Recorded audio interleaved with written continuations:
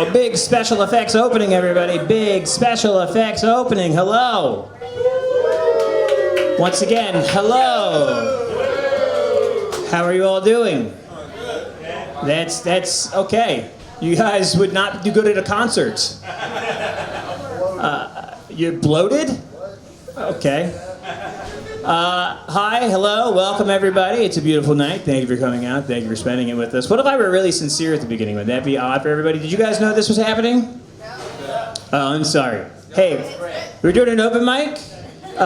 It's comedy. I'm going to start. I usually do the worst, and then it just gets better from there. So hang on, enjoy that. This is a comedy open mic. For those of you who are not performing, this is like band practice for comedians. You're going to see some people come up. They're going to try some stuff. Some of them be really good. Some of them, you know, it's an open list, right? And we won't. I won't name any of those people, Fontaine, but we're all here. It's all, you know, take it the spirit of what it is. Everyone gets 5 minutes. We move through it quick. I do ask everybody to, if you're enjoying something, feel free to laugh out loud, right? That's always good, because if you just like smile and nod, everyone's recording it and it doesn't get picked up. And we've had 4 comics kill themselves this year. Yeah. It's sad, but it's also funny, you know? But if I ask you to clap, you can also boo. If you don't like something, feel free to boo. And if you're really offended, feel free to hiss. Okay, I like a good hiss. Delete that. All right. Welcome to the show, everybody. My name is Jacob McFadden. I'll be your host tonight. We have Silver here recording, as we usually do. Give it up for Silver. I want you to know that I did run E-Verify on Silver, so this video will be tariff-free. Classic tariff joke to start with. Everyone loves that. I had a fun interaction with my son this week. I took him for a walk, and my son's 3, and we saw a bunny in a field. So I said, Howie, why don't you go up and go talk to that bunny. Go up to the bunny. He was scared. He didn't want to do it. And that kind of pissed me off, because, you know, I want to raise a kid who's afraid of bunnies. So I was like, go, come on, it's a bunny. Go say hello to the bunny. Go. And he was scared, and I was basically yelling at him in the middle of the field, like, go talk to a bunny.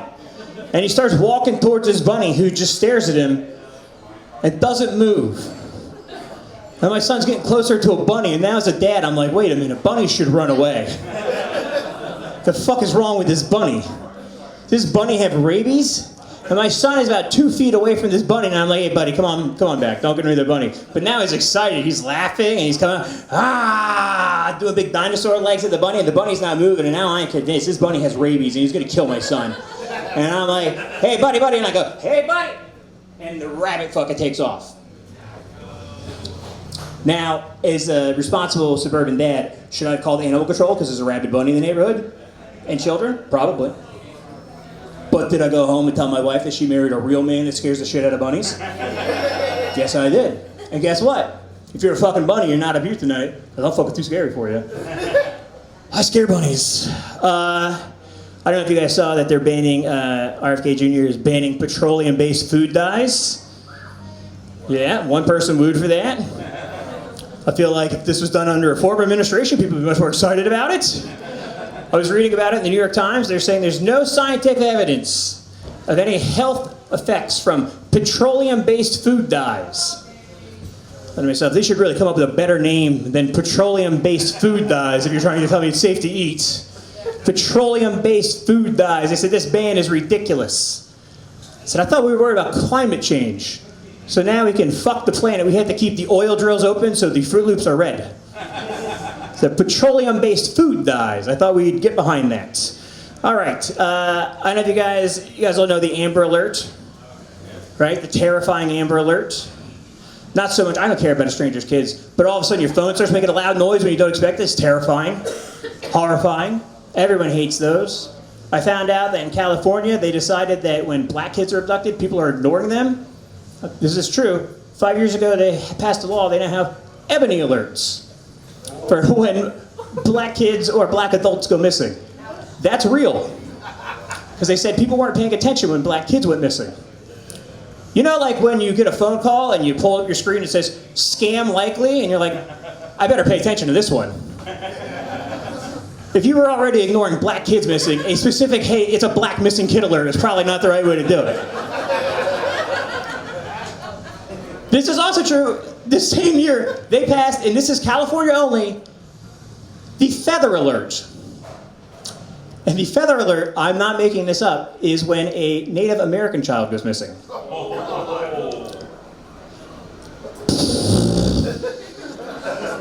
It's like a joke I don't really want to do because I think people won't believe it's real and they'll blame me for it. But personally, I don't feel too bad when a Native American kid goes missing. Because I know the kidnapper will use every part of that child. They have napkins downstairs if you'd like to spit something out. All right, what else did I put here? They say that, men don't think with their brains a lot of times. They think with, they don't think with their brains, they think with their balls. That's what they'll say. I don't get the difference. I don't understand why that's a problem.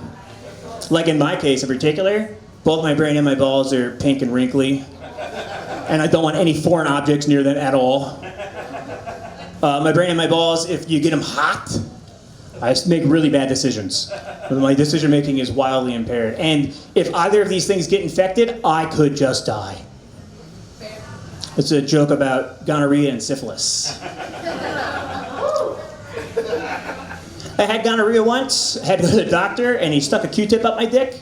And I told that story for like years, and it was only a couple years ago someone told me that they have not done that since the 80s, and now they just do a blood draw. Never go to a mountain doctor in Tennessee. They're very moralizing bastards. Fucking prick. Thank you. Always good to have an ombudsman in the crowd. I'll finish with this. In New York City, they're having a mayor's race, and I was checking out some of the candidates' websites. Got a lot of family up there, And one of the mayoral candidates, one of their platforms is for subway crime. They want to institute calm corners in the subway. So when someone's having a mental health episode, instead of sending the police, they'd send them to a calm corner with a psychologist on staff to take care of it. Because when a schizophrenic is freaking out because he thinks the trash cans are spying onto him, the best thing to do is back him into a calm corner. That's good. That's how you handle toddlers, by the way. And it's like, hey, I know you're spazzing out, but do me a favor. Let's take a deep breath, count to 10. Now, do you still want to set that lady on the train on fire? Hey, did you just mouth rape a corpse and then run his pockets? Would a good boy do that? No, a good boy would not do that. That's how they're solving the subway crime. All right, my name's been Jacob McFadden. Everybody, you guys ready to start the show? Your very first comedian come to the stage is a funny man, a talented man, and he is here on loan all the way from the West Coast. He works at the Stone Brewing Factory. Everybody put your hands together for Escondido's own.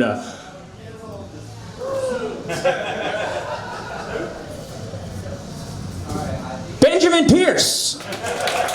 Your next comic is a local producer. This guy runs the Don't Tell comedy shows where they've booked such inspirational acts as Dave Chappelle, Chris Rock, Earthquake, and some white comics too. Anyways, if you're a new performer and you'd like to get booked and start headlining shows immediately, this is the guy to talk to. Everybody put your hands together for the available on social media, Carlton K. He loves giving new people a break. Thank you, Jacob. I appreciate your honesty with the thing. Hello, my name is Carlton K. Sometimes I like to pretend that I'm Russian. I like to pretend I'm somebody else, like all the women I've ever been with. All right. Actually, I want to start tonight off asking a question of some of the older crowd. Has anyone ever run into anybody who suffered from an abundance of diggity? No? No doubt. All right. That was for like 3 of you. Fuck yeah. Love it. They say you are what you eat, which is ironic because all of the kids that called me a pussy and an asshole in high school, turns out they were right. It's one of my favorite things. All right.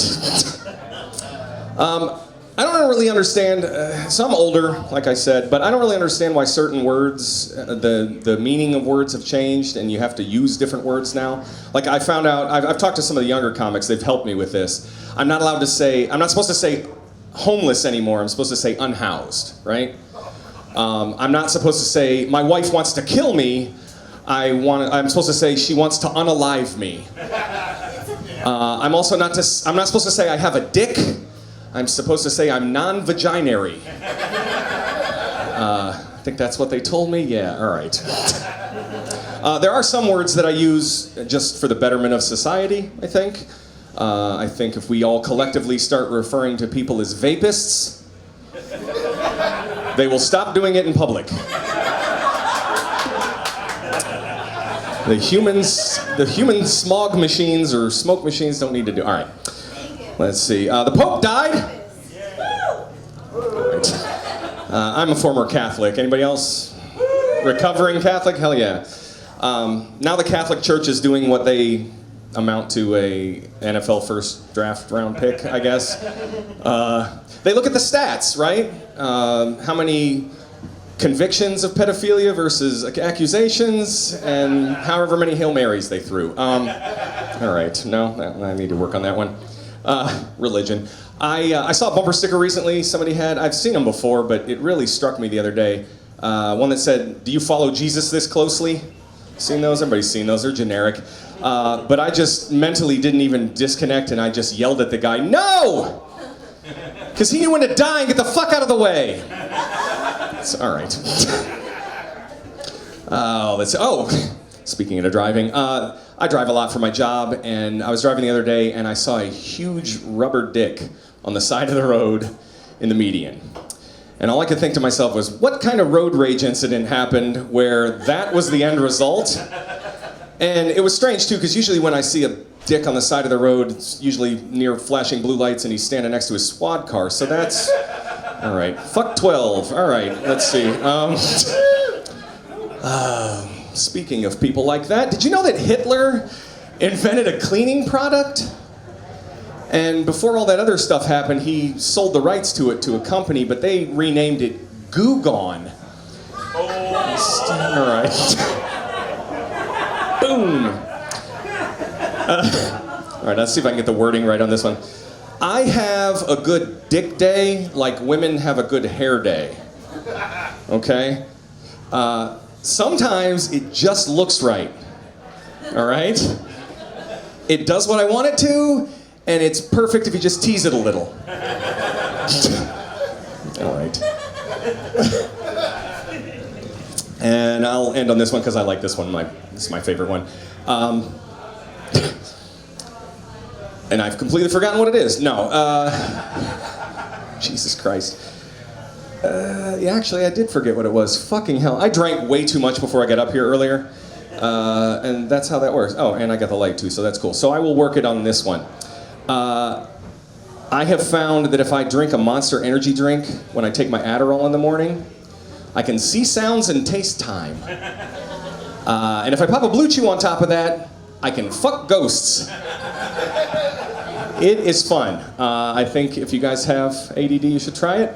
I enjoy it, but the Confederate soldier that died in my house, he is not a fan. Guys, I'm Carlton K. Thank you so much for paying attention to my stupid jokes. Carlton K, everybody. Keep it going for Carlton K. I just got a loan from the bank. I think it was some documents signed by a non-Virginia Republic. Nope. I even said, don't do that. Don't even say that. And I did it anyways. Carlton doesn't call them homeless anymore. He calls them unhoused people. I still call them homeless, but I do nice things for them, you know? Like the other day, I was walking with my son in the city, and I had a little bit of like a personal pizza in a box, and I had a Sharpie on me, and I saw a homeless guy. So, I ate the rest of the pizza, and then I gave him the box and the Sharpie, or as I reported to the IRS, a small business loan. All right, losing credibility quickly. Your next comic coming to the stage was supposed to be number 1 on the list, but unfortunately, he had to take one of the comics to get tacos. Always a good excuse to show up late to the show you're both on is we had to get gas station tacos. we're good, Sascha. A very full boy, everybody. Put your hands together for Jack Parker. Your next comic coming to the stage, everybody. This is special. This comic, it's their very first time up here on the stage. Everybody, put your hands together. Big out, big welcome to Sascha.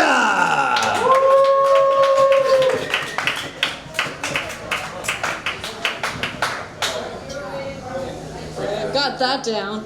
Hi, my name's Sascha, and I'm German. Just kidding. If you're wondering what flavor of Asian I am, I'm Chinese. I was born in China, actually, and I was 8 years old when I immigrated to the U.S. Legally, not on a boat. Don't try to deport me anywhere.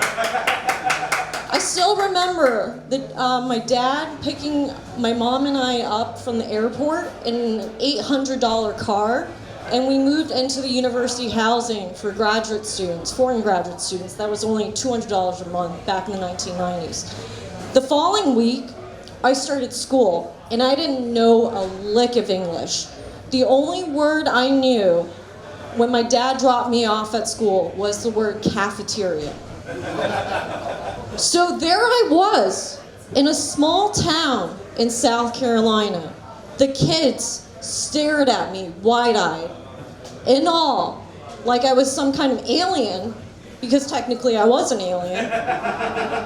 Everything, everyone was as foreign to me as I was to them. In China, for instance, I'm used to kids sitting in perfect attention, with their hands behind their backs or in the back straight. This classroom, these kids, one kid was making a spitball, another was sprawled over his desk like this. And then there was another kid that was just straight up napping. Good grief. I thought my parents made a terrible mistake. For the next 2 years, I sat in the corner, and the kids took turns playing with me. I was like the classroom pet, kind of like a caged gerbil. So anyways, I get through the first day of class just fine, and then it was time to go home. I get on the bus. I don't know how, but somehow I get off on the wrong stop. It becomes very clear to everyone that this was the wrong stop as soon as I step off the bus. Picture an 8-year-old poised to cross something like Highway 95, with cars zooming past, threatening to flatten her like a pancake. The bus driver starts freaking out, like he was about to lose his job, because he was. And I wasn't there for the conversation that ensued, nor did I understand English at the time, but I think it went something like this. Bus driver says, "Crap, she got off at the wrong stop. Quick, does someone speak Asian?" Someone points to poor little Timmy Nguyen over there in the corner and says, "Hey, I think that kid's Thai or Vietnamese. Let's have him say something." Little poor Timmy Nguyen feels the pressure. He's pressed against the bus window and he yells, "Quai Ding, Banding Dai, Quai Ding, Banding Dai," which is Vietnamese, by the way, for come back where you're going, come back where you're going. And that's okay for me to mimic poorly as an Asian, but it's kind of racist if you try it. Anyways, so this kid is yelling at the top of his voice out the bus window, "Quai Dai, Banding Dai, Quai Dai, Banding Dai." I have no idea what he's saying. Vietnamese and Chinese, by the way, completely different languages. There's no overlap in any Asian language. They're all distinct. Anyways, the bus driver starts yelling too. He sounds angry. The other kids start yelling. Then the bus starts lurching forward, following me. And I say to myself, "Oh man, I think these Americans are trying to kill me." So I start running, and I keep running for the highway, and I just run, and I run, and I run. Life as an immigrant was very interesting, to say the least. Even going to the grocery store was an adventure. I remember the first time we got ice cream, we were so excited. Turns out it was sour cream, pungent and biting. Still, though, we felt very blessed. And on the rare occasion that my mom and dad got the 99-cent pizza from Bilo, I thought we were living it up. Until one day we hung out with a Brazilian family and I watched them order McDonald's. And I was like, oh, they're rich. Then for dinner we had Papa John's for pizza and I was like, can I move in with you guys? Life was simpler back then. I mean, for my parents, the American dream wasn't necessarily to get rich. It was just so that I could get all the opportunities possible. And I did. I went to all the best schools, I got a great job, and I can order as many pizzas as possible. Still though, I get a little wistful sometimes. I don't have any kids, but I kind of imagine what kind of life I would bring them into. I mean, what kind of human beings would they become if they don't meet adversity in elementary school? I mean, my assistant's son, he complains when she doesn't have a cruise line up for that year. What do you care, my parents would say. They're trying to reassure me because they really want grandchildren. At least they'll be American, my dad declared. Just drop them off at school and have them ride the bus. Anyways, that's my set. Thank you, everyone. My name's Sascha. Great job. Keep it going for Sascha, everybody. For Sascha. Now, I don't want to brag, but I knew she wasn't German just by looking at her. No German tutors at Stanford and still does 9:30 p.m. open mic comedy. That's what her shirt said, you racists. Also, she's Chinese, so she probably tutors at Stanford. I don't know what to tell you. All right, we're going to keep this thing moving, everybody. Your next comic is the exact opposite of Sascha, actually. Your next comic is exactly what everyone who comes here from a foreign country fears they'll have to be with. But hey, in my opinion, he's a good guy. He's a good guy, and just because he voted for Trump doesn't mean the girls in the back should judge him. Everybody put your hands together for Judd Howard.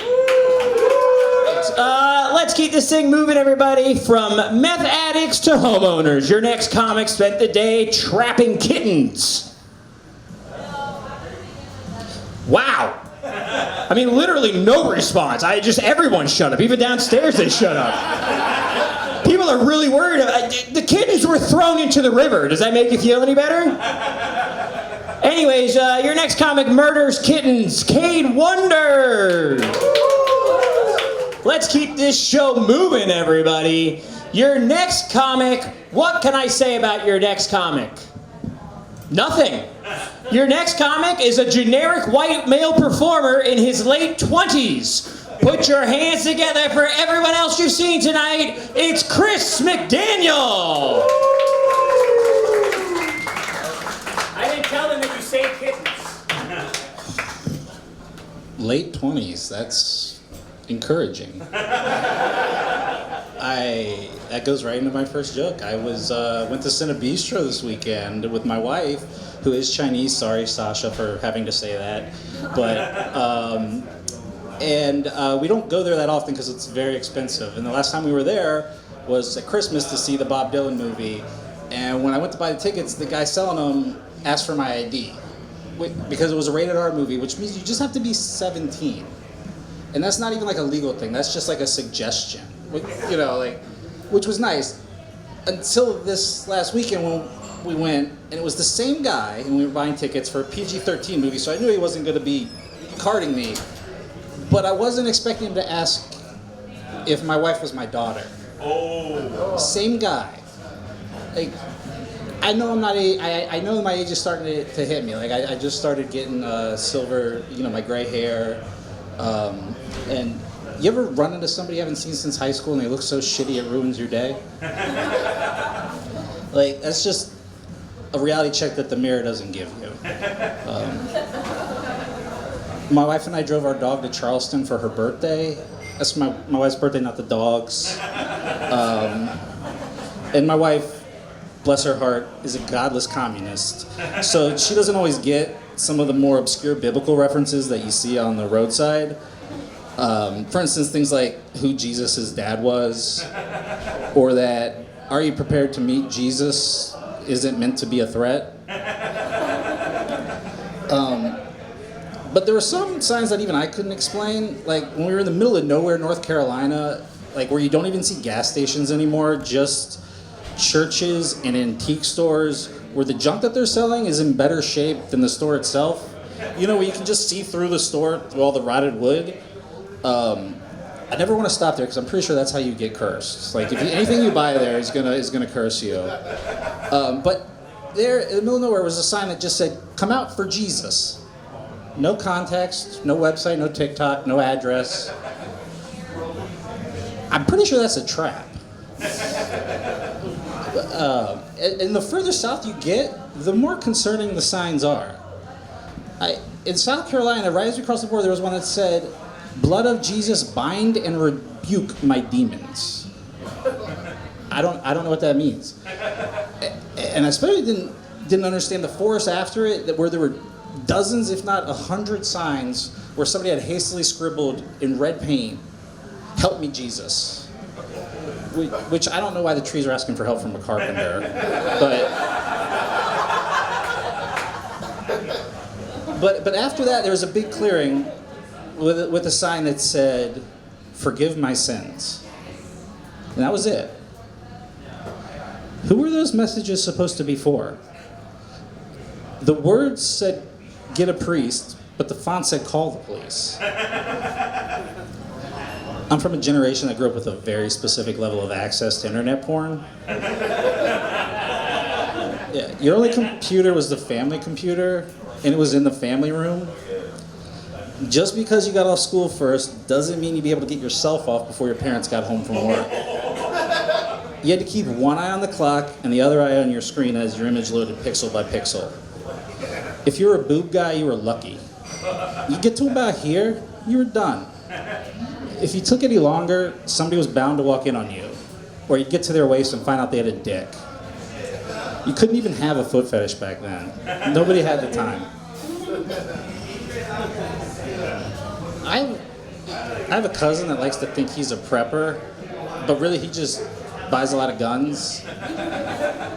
He says stuff like, "If I get hungry, I can always hunt. Whatever or whoever it takes to survive." This winter, one pipe freezes and the road warrior learns he can't shoot his way to clean drinking water. Like, if a few flurries are bringing you to your knees, you're not going to survive nuclear winter. Like, you know what, I'm just going to end it on that. I didn't set anything up. Thank you.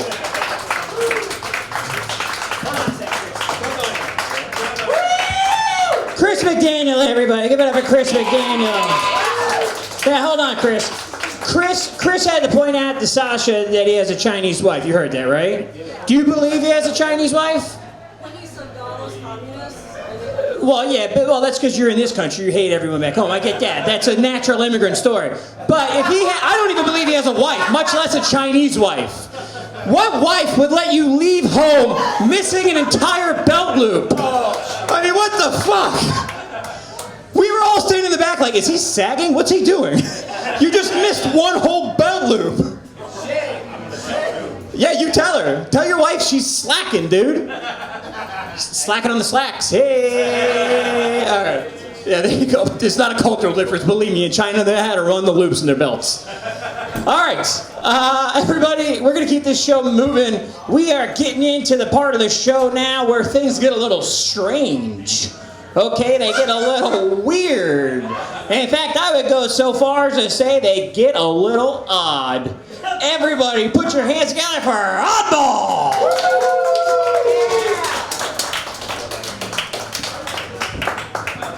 Thank you for that, Jacob. Yeah, things do get a little odd around me. But I'll tell you what, things have gotten a lot more odd for me last few months. I just started doing comedy because it just became an option to me. I just moved to Richmond 5 months ago. And I tell you what, it's a hell of a difference from where I came from. I came from out in the country. And this is not what I was told it was going to be, and it's not what I expected. I mean, hell, first things first, every bar I've been to, I've left my drink sitting around. I haven't gotten roofied yet.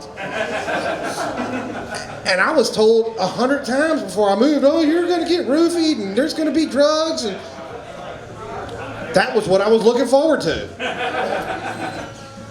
But that's the part that hasn't happened. That's been disappointing. But what has happened is a lot of changes.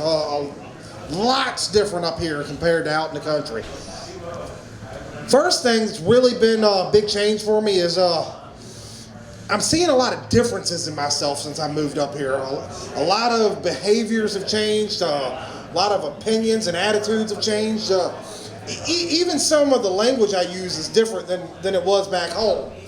Prime example was, in the last 5 months since I've been here, I've found myself using the N-word more than I have ever used it in my life. And it kind of bothers me. You know, back home, it wasn't something you dealt with. You rode up the road, you might see one out in the field, you'd wave, but you didn't use it.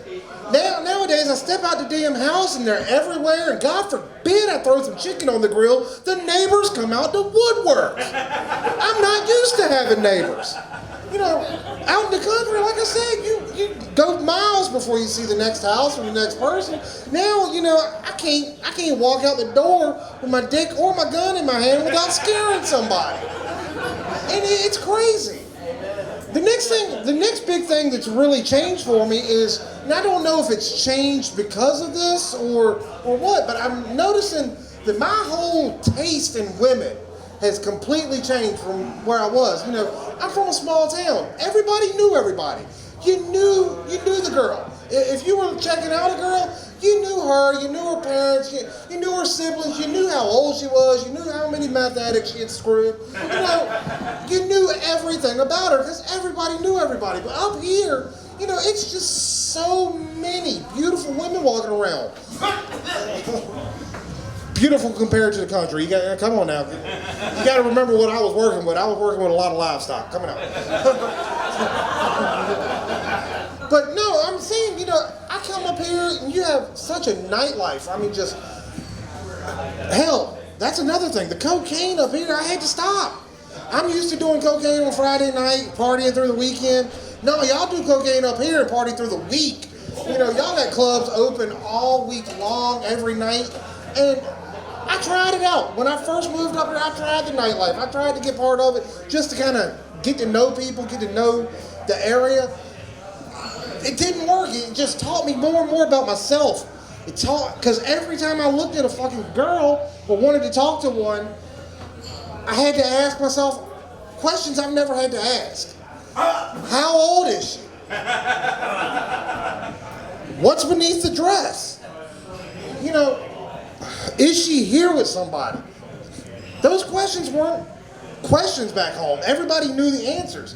Here, you know, you talk to somebody, you might get in a fight, you might get a surprise, you might get arrested for an underage. So the biggest change I think in the last 5 months is my whole taste in women. I'll be honest with you, if she ain't got gray hair, wrinkles, and at least a cane, preferably a walker, I ain't even looking at her no more. I don't want to go to jail. But my biggest problem since I've been here, and y'all have probably seen it, is the traffic up here. How do y'all deal with it? I can't deal with it. Every time I turn around, I'm about to run into somebody, or somebody's going to run into me.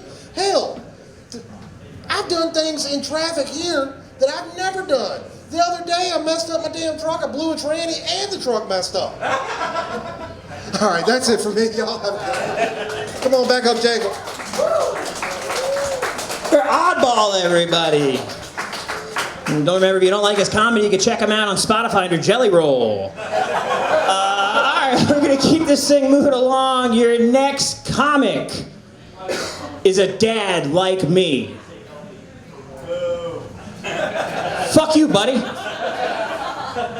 Everybody put your hands together for Brett Klein. Anyways, your next comic is also haunted by the shadows of his former kills. I've never met this person before, but that's a fine thing to say. Put your hands together for Trey Wolf.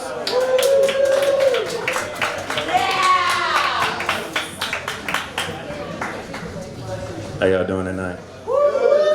Hey, he not in here though. Oddball, I got a confession to make. I knew him before this. The other day when he did put that chicken on the grill, me and my cousins went over there and stole that shit. We stole the chicken and the grill, but you know what I'm saying? We wasn't too bad because we returned the chicken because that shit was trash. It wasn't seasoned enough. So when the next time he come over there, I'm gonna get my grandma to go over there and show him how to season that thing up. But yeah, being black is confusing. Confusing as hell because we got certain superpowers. All right? I wrote this joke and told somebody, but I ain't worded it right, so I'm gonna try to word it right here. But we got superpowers. Like just when Oddball was up here telling that N-word joke, you know what I'm saying, in a room full of y'all, we already connected and we looked. And they ain't had to say nothing to him. When I looked at him, I was like, yeah, if he dropped that shit, I'm gonna catch him outside in the corner. But it's confusing because it work in here, but when we outside and I sat like at the club and there's a room full of black people, and you walk in and you try to use that same thing, you look at dude in the corner, he be like, who the fuck is you looking at, bro? I will fuck you, are you staring at me? You see, it's kind of confusing. But you know what I'm saying, I'm 31 because I know how to use it so when I go in the club, I kind of be like, I get a head nod, don't make too much eye contact. What else I got on here? Oh. Speaking of, I got quiet when it said trapping kittens. I trap turtles. I was thinking about taking over the kitten game. So if you want to holler at me afterwards after this, give me some pointers. Let's see. Alright, let me know if I'm fucked up. I was driving the other day. You know, they got magnets on the side of vehicles. The other day it said adult with autism on the side of the car. I was like, I don't really care. I can see if it was a child, but I feel like adult, like you know better. You kind of got the skills to operate without other people, so you know what I'm saying? I don't really give a fuck. Am I fucked up? No? Let's see, I'm gonna work on that one.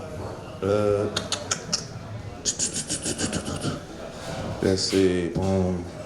Y'all mind if I say the word pussy up here? I say the word pussy? All right, so fellas, this is how you can tell if a female has fire pussy before you have sex, okay? If you go on a date and she tell you about her past and she has trauma, the number one, if you heard she almost got hit by a car with her ex, you already know. I don't condone it. I'm not on the side, but it was a reason why he did it. So when you finally in it, you stroking that thing, you're like, God damn. You thinking if she take this shit away from me, I'm gonna have to hit her with my shit. But nah, I wouldn't do it. I'll break her windows though. Fuck that. But I'm a single dad, so I'm a gambler. I don't gamble with money. You know what I'm saying? I gamble with situations. You know what I'm saying? When you go to these females' houses at night, sometimes they stay in apartment buildings, and sometimes they tow vehicles, right? And I don't be using that parking pass. So when I go over there, I lay down my best work. I get an easy rest because I don't know if I'm gonna wake up in the morning. My car is still there. God damn it. And so how I determine my girls and how they fall in their ranking is who got the best, you know what I'm saying, parking situation. So I had this one girl had some fire ass head. Walked out the house, my shit was gone. Shit. She went from number 1 to goddamn number 5. She texted me like, what happened? You know what happened. My shit got towed at your crib. Let's see.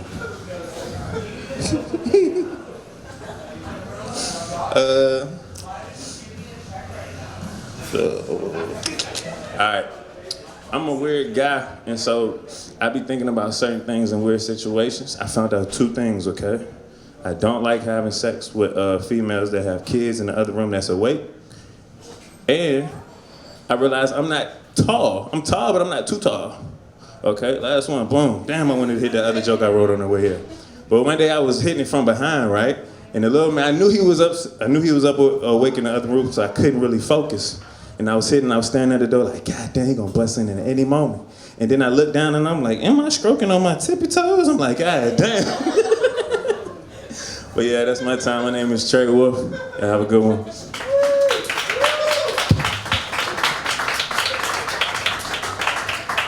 Yo, Trey Wolf, everybody. Keep it up with Trey Wolf. Brand new to comedy. Come on, give another round of applause. All right.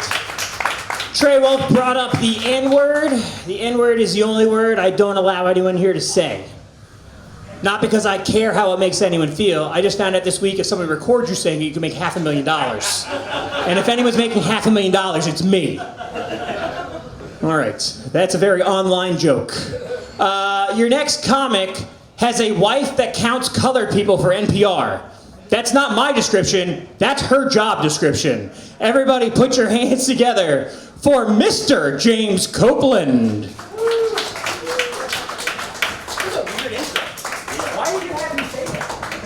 Jacob, your intro game sucks tonight. What the fuck? Accusing people of dead kittens and now weird racial counting? What's your wife do for a living? She's a data analyst.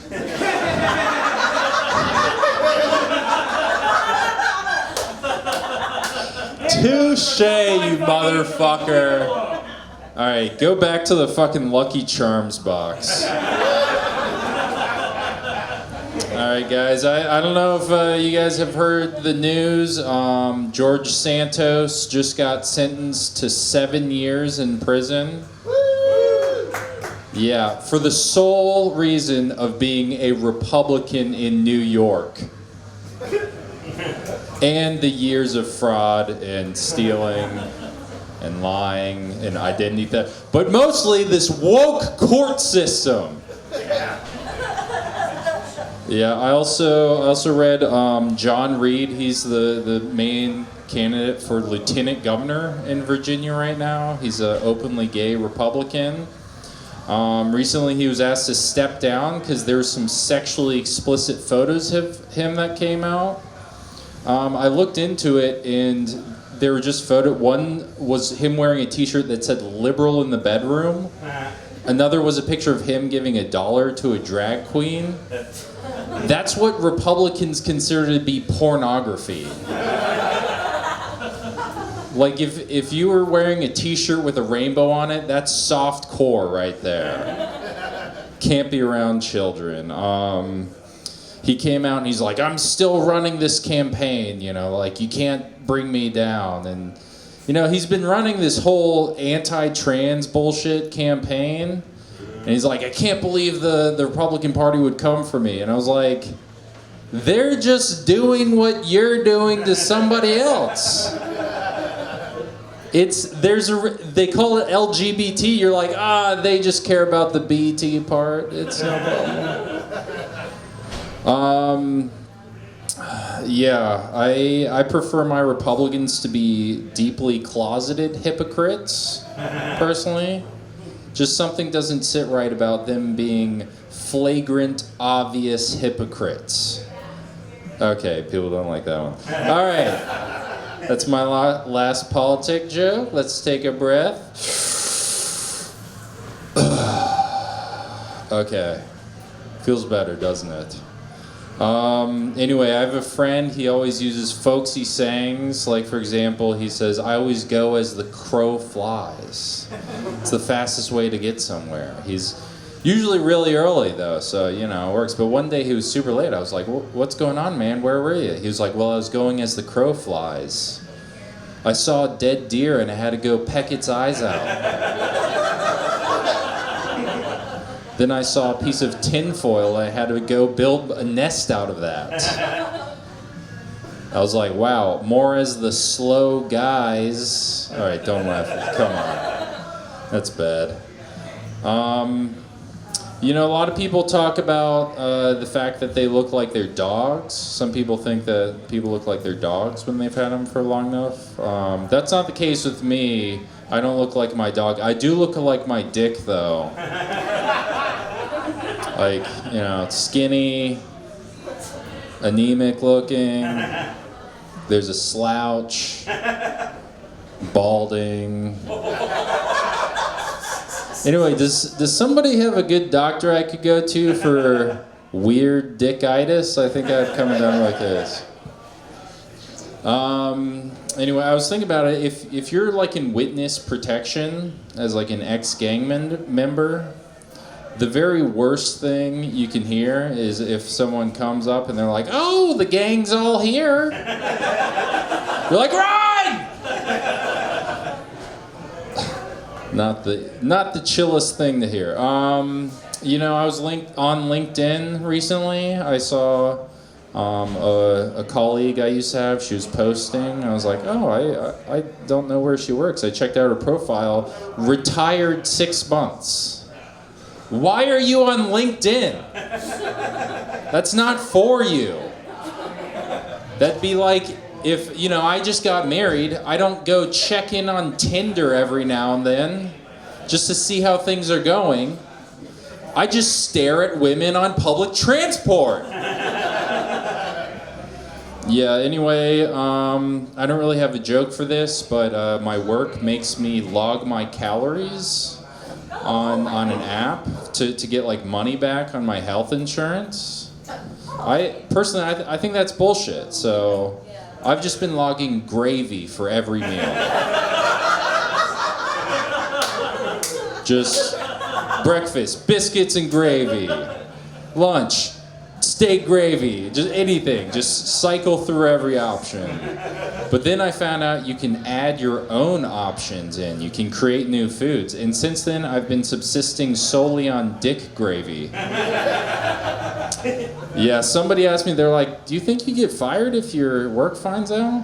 I was like, well, hopefully I have a legally protected status as a cum pig. All right, thanks, guys. I'm James.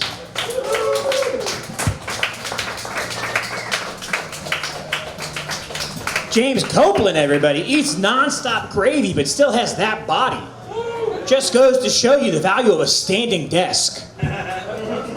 All right, your next comic is a newer performer in the scene, new to this room, but a big booster of this room, which I appreciate. Always talking us up online. A hard partisan for Home Sweet Home. In fact, such a hard partisan for Home Sweet Home, I've gotten several reports that they just puked on the boba tea place next door. Well, I guess everyone knows who's going next.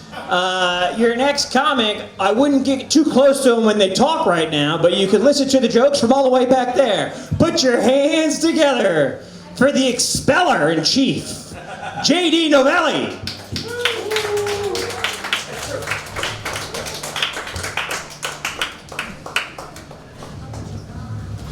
In all fairness, that boba place had it coming.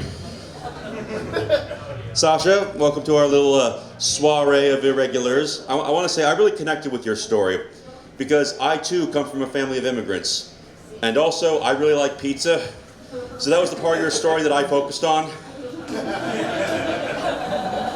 We actually had a saying in the army. Pizza is like sex. Even bad pizza is still pizza, but if you're getting it at the gas station, you might want to rethink your life choices a bit. Just a quick poll. We got any single people here tonight? Now, are you single by choice? No. Oh. Yeah. Somewhat. Okay, you just gave like 3 different answers. I can relate though. I'm only technically single by choice. I just broke up with my ex a few months ago, and it was over pizza. Yeah, she came home one day, she was like, 7-Eleven makes the best pizza in the whole world. And I'm like, I don't think I can marry you. But the thing of it is that we're both broke, so neither of us can afford to move out. And I don't know anyone else who is in this situation, so there's like nobody I can talk to. I don't have a role model for this. But then I found out a little bit of my family history. My grandfather was a bartender for the mafia in Philadelphia in the 1950s, and at least one of those bars was a gay bar. Now, I can't even picture what a Philadelphia gay bar in the 50s would be like. I just picture something like, all right, somebody fuck me in the ass so I can go home and watch I Love Lucy already. You want some whiz on that steak, boy? But what I found out is that he and my grandmother got divorced. It was very sad. It was 30 years before I was born, but I'm still broken up about it. She eventually married and divorced 2 other guys, and then she called up my grandpa and was like, hey, I need a roommate. So the way I see it, I'm not a fuck up. I'm continuing the family tradition of being a fuck up. The one thing that I've been working on, because we should all improve ourselves, right, is that I used to have a real concern about oversharing. And I don't have that concern anymore. I still overshare, I'm just not concerned about it anymore. Because I was working at the airport, Glamorous job, truly. All the people coming in from around the world, and I got to wave at them from across a crowded parking lot. It was very nice. But they brought me a new playmate. He was an old Vietnam veteran, Marine Corps sniper. He was a bundle of joy, let me tell you. I met this guy at 11:30, and by 11:45, he had already told me how many people he'd killed in Vietnam. So, no matter how much of a bad impression I make the first time I meet someone, I don't think it's gonna top, "Hi, I'm Ray. You wanna know how many people you can kill from 1,000 yards away?" And the sad thing is, I kinda did wanna know. I just didn't like his vibe. It's like, you know, you're going out with a guy and like, you know, like he ends the day by saying, "Can I smell your panties?" And you're like, well, not now, obviously. All right, so we know about single people. Who's drinking here tonight? You know, for a bar, I expected a lot more people to say that. How many of you had tonight? 17 and a half. You got to get those numbers up, sir. You would not survive in the Army. It was not at all unusual when you were in the United States Army to come back after a hard day with a sack of Burger King in your hand and there's someone standing outside the barracks double fisting 40 ounces of margarita mix and a cigarette in both hands going, "You know Burger King's really unhealthy, right?" Yes, because when you join the United States military, two things happen. You swear an oath to defend the Constitution of the United States from all enemies, foreign and domestic. And two, you become a raging alcoholic. I was an alcoholic by Army standards. I was drinking at breakfast, and I don't mean like, "Oh, we're gonna have champagne mimosas at lunch." I mean like, I'm gonna make a bacon and vodka omelet. And the only reason I stopped is because I couldn't afford the bacon. Which, when you're my size and someone who, you know, pukes on the boba restaurant, that is a tragedy on par with 9/11, let me tell you. But you know who else is a tragedy on par with 9/11? Our host, Jacob McFadden. Get back up here. I'm JD Novelli.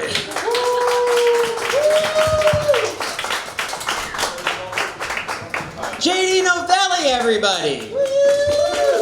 Don't worry, I took an empty beer pitcher and washed it into the sidewalk. So I'm adding to that Carytown aesthetic. All right, we are moving through, guys. We're getting into the good part of the show. I say that every now and again as an insult to everyone who came before.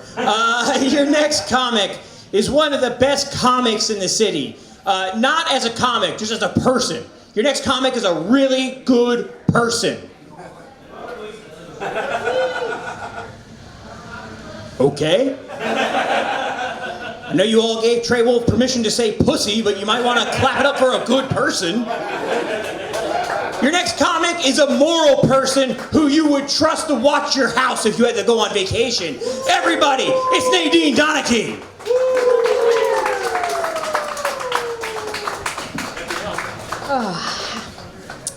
You guys, I'm single, I'm pretty sure. Have you ever been like in the talking stage with someone for so long that you start to be like, I wonder if this dummy thinks I'm his girlfriend? I was talking to him earlier today. He was telling me about his infected prostate. And I was like, things have gone horribly wrong in my life. When a man that I'm not even in a relationship with and I have to listen to him talk about his infected prostate.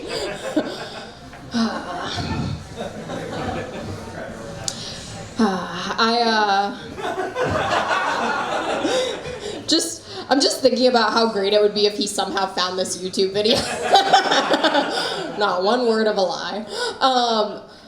You guys, my mom and I today, I've been handling some family stuff these last couple weeks, and my mom and I today were moving an entire bed from one floor of our house to another to like make room for a child. And we got so angry. Like, the whole time. And the stupid bed wouldn't come apart. We were like smacking it with a hammer. It was supposed to just like slide right out. It didn't.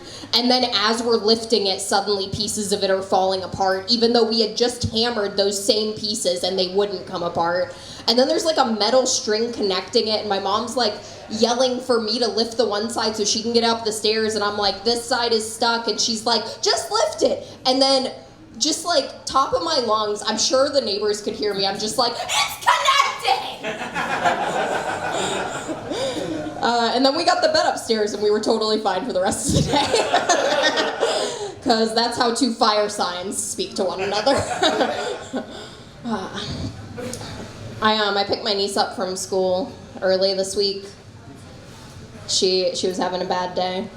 She got in the car, I was like, my niece is right around that age. She gets in the car and I was like, how was your day? She was like, bloodier than usual. Not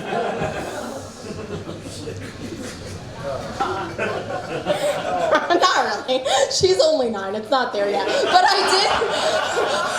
I did tell her that that's what I want her to say to me on the day it happens. I do love kids though. My other niece and nephew were around this past weekend. My littlest niece, she's only 5. We were asleep in my bed and she wakes me up at like 3 a.m. and she's like, Aunt Nadine, wake up, I'm scared. And I was like, okay, sweetie, what's wrong? What are you scared of? She just goes, zombies. I was like, well, there aren't any in the house, so feels like something that could have waited till morning.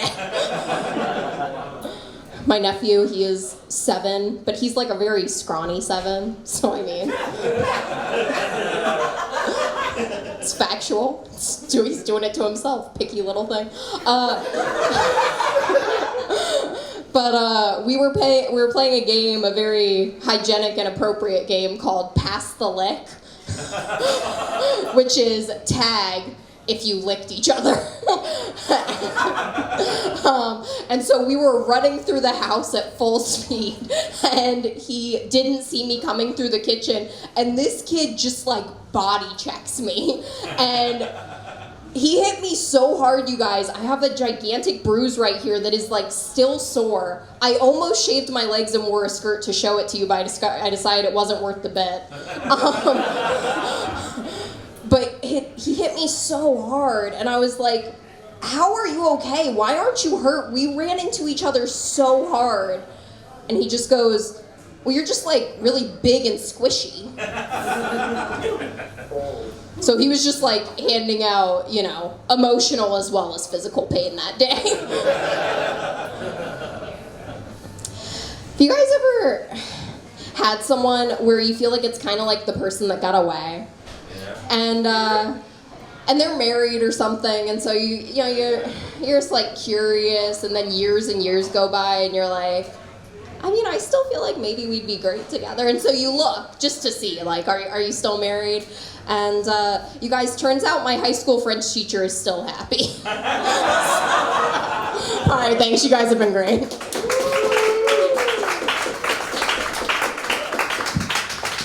The big and squishy Nadine Donnachie, everybody.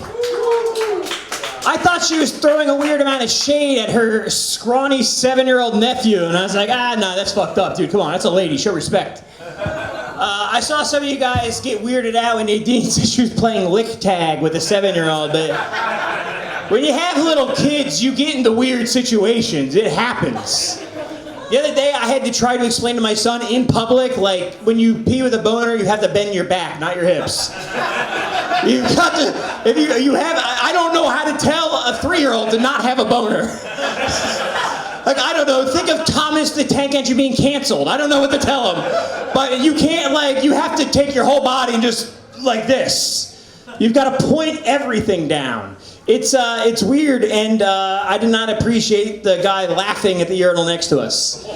Anyways, your next comic, an expert at telling 3-year-olds how to hold their boners, and that's a great intro for someone.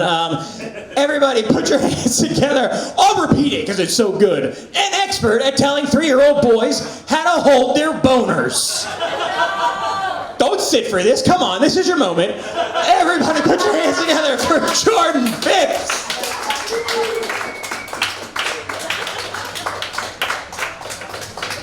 No, that's actually really funny because I work in education and I have told a little boy he's got to stop playing pocket pool in math class. And the principal was like, you do it, Jordan. And I'm like, you're the boy. I don't have a... Okay, it's fine. So it's been an eventful week for me. I did my first stand-up set ever. Cheers. God, stop. Keep going. And it was at Basic City, right next to my house, felt very homey, woo! And it also felt really familiar because it was just me, a woman, standing there with 3 men behind me not letting me get a sentence out. It's like, it's typical, whatever. My friends said I did really well, they're right here, woo! They said I did a good job, fake bitches. But there is one person that it's permissible to lie to me. That's everybody, but I mean my mom. I sent it to my mom. That woman is a filthy, filthy liar, but she knows how to jazz it up, so it's like, it's fine. Just tell me I'm pretty. So I showed my mom my stand-up. And she was like, guys, like, Jordan, you're so pretty, you're so great and funny. It made me so mad when those guys heckled you. And I was like, I know, like, they were so mean to me. Pity me. But she said I was funny, so I was like, cool, okay, my mom's proud of me. A couple days later, she admitted herself into the psych ward. Womp womp. And like, okay, listen, I know my first set isn't gonna be great. It's not gonna be good. I didn't get the flow of the crowd yet. You know, I'm working on my land legs. I didn't think my jokes were bad enough for someone to want to kill themselves. So that's really cool, but now I know that I have just like a weapon in my back pocket. Do me dirty, I dare you. I will tell you a joke.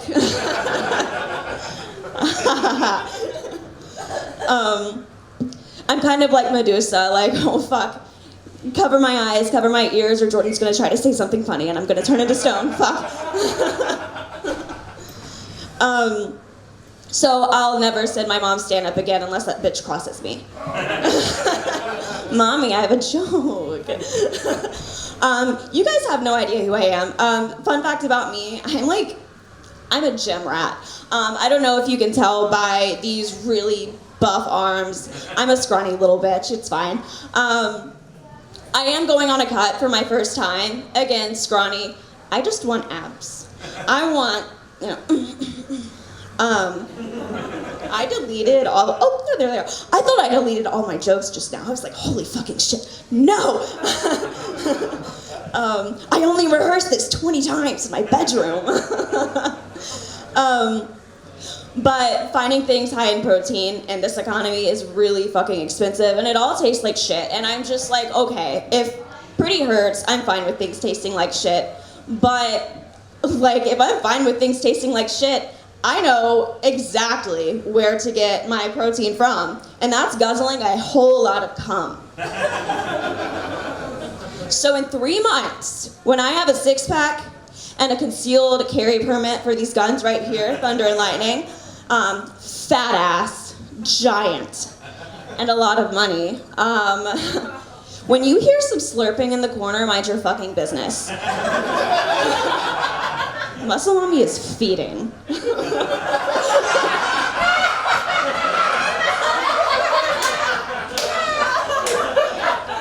That's all I got. Thank you.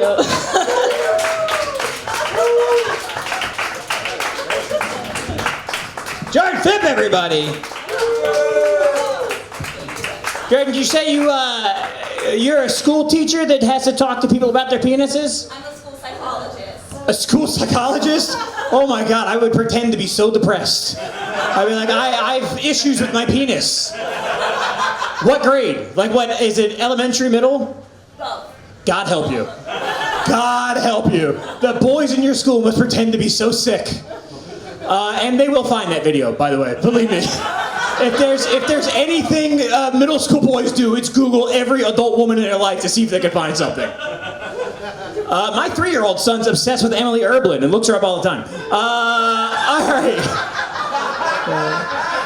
This is true. I went to Swift Creek Elementary School, and the theater teacher at the time was a former Baltimore Ravens cheerleader, and it was like me and 32 other dudes who were just in trouble all the time. We were just in the cafeteria in detention while theater class was happening. We were like, oh my God, they're stretching again. I'm no longer copying from the dictionary because they're stretching. Woo! Long vowels. Anyways, let's keep this thing moving, because that got weird. Your next comic has no thoughts about sex. He doesn't know where he is on the spectrum of, autism or sexuality. He's a ghost on tour. We've never had a long-form conversation. I'm just picking up bits and drabs. Everybody, put your hands together for Bryce Thompson.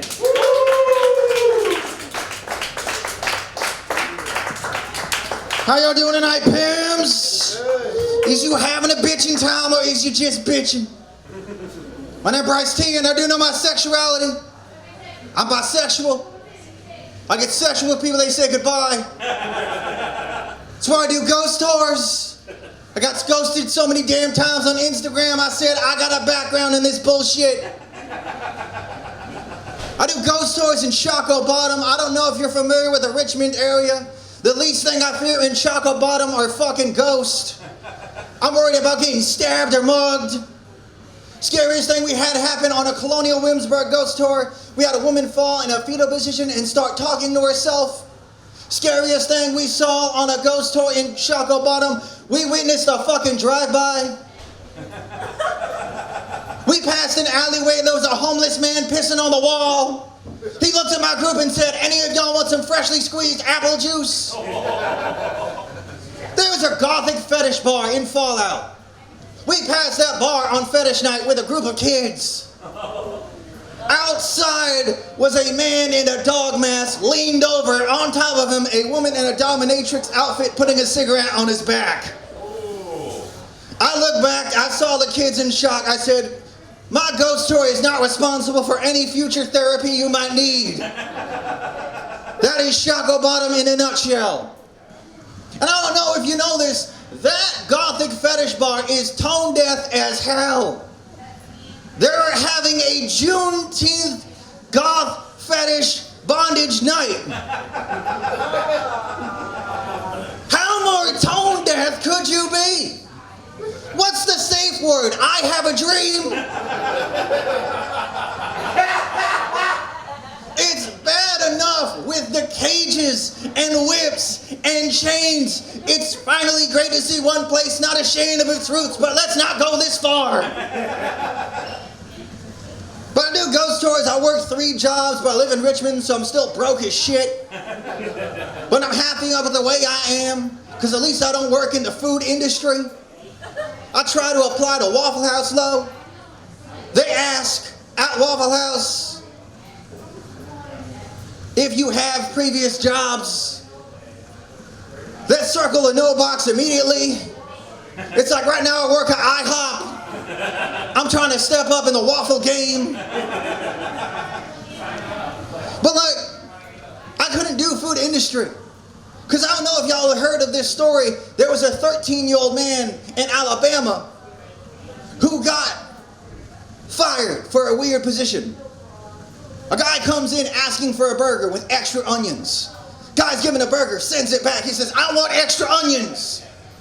Guy sends it back again. He goes, I want extra onions. You're not listening to me. He puts a whole thing of onions on the burger in front of him, sends it back. The guy says, I don't think you heard. I want extra fucking onions. The 13-year-old boy goes, fine, pulls his pants down, smothers his genitals all over it, and hands it back. He got fired on the spot, and that's not the crazy part. The crazy part of the story is the guy took the burger and left. I guess that's what he meant by extra onions. He's like, BK, I want it my way. But like, I did do Colonial Williamsburg ghost tours, and I had a coworker of mine in the ghost tour industry asked, have you ever noticed we don't have any black people show up on these tours? Weird question. But two, where are we right now? We are in Colonial Williamsburg. This is the fucking slave amusement park. They don't want to know what stuck around. But my name is Bryce T. And I thank you for your time, home sweet home pimps. And to the man in the back, for the love of God, please don't fucking puke on me. I'm out. No problem. What about Bryce T, everybody? Yeah, the weirdest part of Williamsburg is also their big attraction is like, hey, you want to see what slavery was like? You want to bring your kids to see what slavery was like? And then if you talk to adult white women, they're like, they have a great cheese shop too. All right, that's for people over 30, but it's true, right? It's a great cheese shop. Ooh, the sauce. All right, your next comic, we call him Tyler Petito around here. Little Tyler Petito. Had a great life, has friends, has family in the area, moving into a van with his girl, gonna drive across the country. Little Tyler Petito. Feisty Latina, gonna take her to Tyler Petito, cross country. Anyways, she's from Florida. I don't know if there's any precedent there. Tyler Petito. Your next comic will be dead soon. But until then, we're glad to have him. Everybody put your hands together for Tyler Bauer.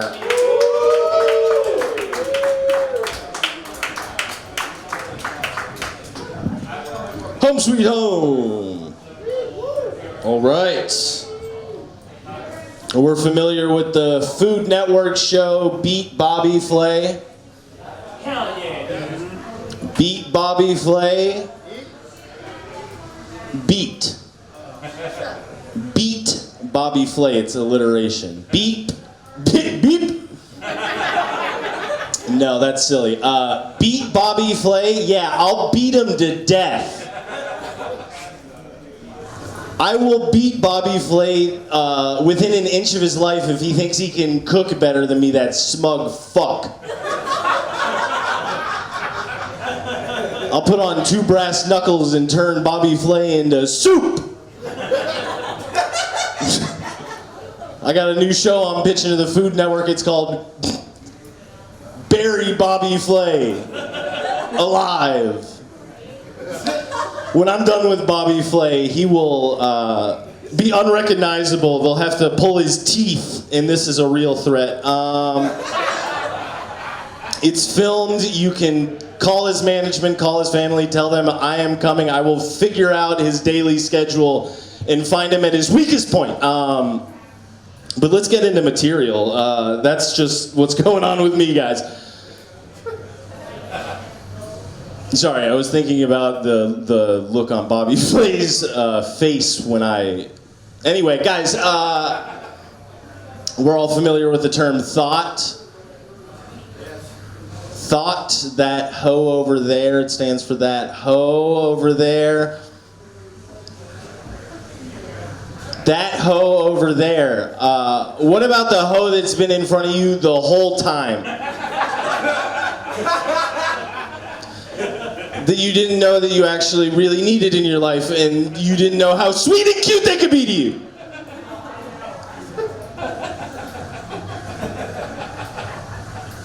Freud definitely just wanted to fuck his mom, right? Yes. Freud wanted to fuck his mom and spend his whole life making a philosophy, convincing all of us that we want to fuck our moms.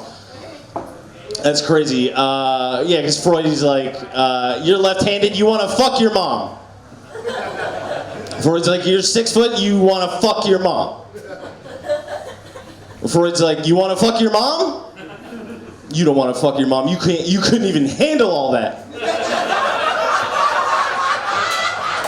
You wouldn't know what to do with all that, Mom.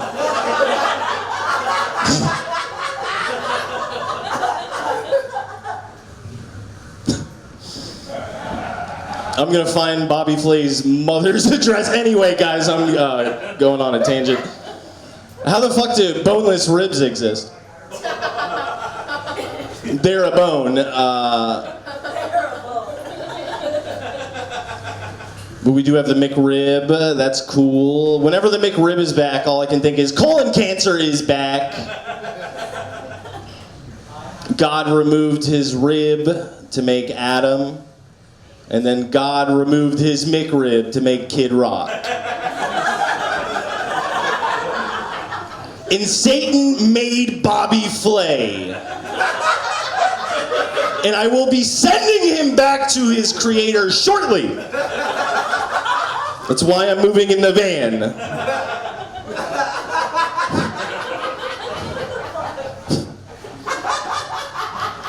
I think being a magician with an S&M kink would be hard. You could just break out of the restraints.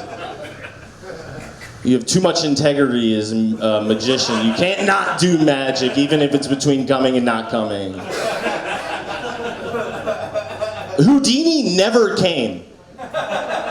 He had too much pride in being a magician. I shot the sheriff and the deputy. A cab, right? They're all bastards. If your mother's a whore, you have to become a cop. That's the rules. You know who's a real bastard, though? Rachel Ray. She's also a bitch, and I'm coming for her, too. I'm putting them in the same hole. I've been Tyler Bauer. Thank you so much. Sure do love you. Goodbye. Tyler Bauer, I was downstairs, but I think he wants to fuck his mom. That's what I heard. He wants to fuck his mom. I used to do a bit when I was younger about porn, and then the punchline was basically videos would be like, hey, you'll never believe this video, and then it's 13 minutes of a chick sucking dick, and then the guy comes, and I was like, that's very believable. I said, it would not be believable if like someone did it in a Darth Vader mask with a forked tongue, and after 13 minutes they pulled the mask up, and it's my mom. Blah! And my best friend Clay told my mother about that joke at my wedding. And my mother's only question was, who's Darth Vader? Which is disappointing on several levels. Anyways, your next comic knows exactly who Darth Vader is. And unfortunately, he also knows who my mom is. Put your hands together for Craig Worthy. Stop fucking my mom!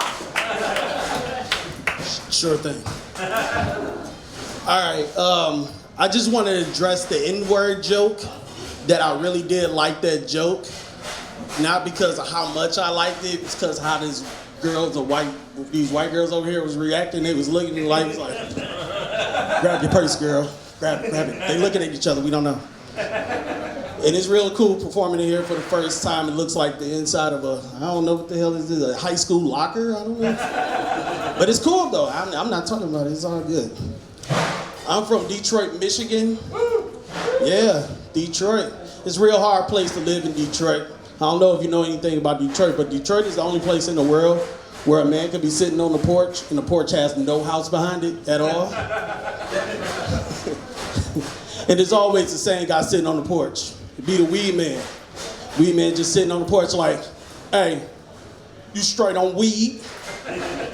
I don't know why my weed man in my head always sounds like Tracy Morgan. You straight on weed? For real. I'm like, I'm straight on weed, but where your house at? Shit, I gotta do what I gotta do, you know what I'm saying? Type shit, you know what I mean? Hot dogs and Skittles. Like, I had to move away from Detroit. I moved to Atlanta. And nobody told me anything about Atlanta. I just had to figure out everything on my own. And it was very progressive, there's a lot of women out there too, very strong, progressive women, but they didn't like to shave their beards. That was kind of weird to me. I didn't know women could grow that thick. I was like, let me get your barber.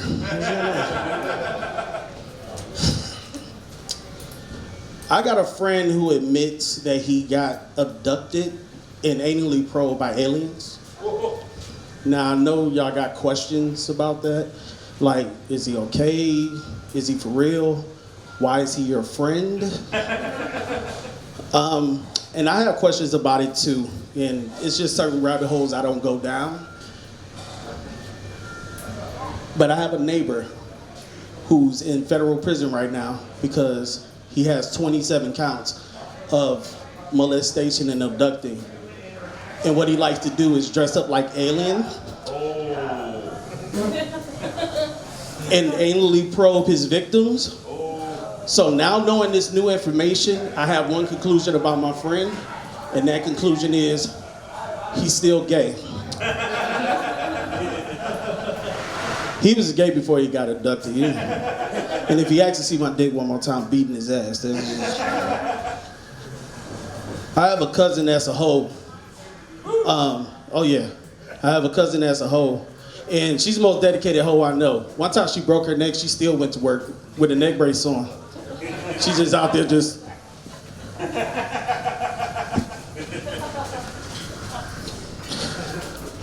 The reason she had the neck brace on is because she got hit by a car, and after she got hit by a car, they gave her a nickname. Her nickname is Miss 321, because she had 3 missing teeth, 2 broke fingers, and blind in one eye, so they call her Miss 321 after that. That's fucked up. But she still go to work, make that money, baby. Gotta get that bag. Me and my girlfriend, we're very different. I don't know why it works, but it works that we're different. Very different. Like, I like to drink in the house. She likes to drink in the car while it's moving. Like, I got cop friends. I'm cool with the police. The police is her personal photographer. She got more mugshots than an East Coast rapper, I ain't lying. But somehow it works. Like, I even told her this joke. She's real cool about it. I told her this joke, and she was like, just for your information, the police doesn't take your picture. The deputy clerk takes your picture. I'm like, shut up, criminal. Ain't nobody ask you. I hate when people complain to me about anything. Like, I hate when people complain about potholes. I'm from Detroit. You don't know potholes like I know potholes. Our potholes got potholes. Our potholes so big, we get them renovated. 1 bed, 1 bath potholes. Our potholes so big, you can sell drugs out of our potholes. Dude popped out of a pothole, he was like, "You straight on weed?" I said, "Mr. Weed Man, what are you doing in the pothole?" "Shit, I gotta do what I gotta do." Type shit, you know what I'm saying? Hey, I'm Craig Worthy, thank you for your time.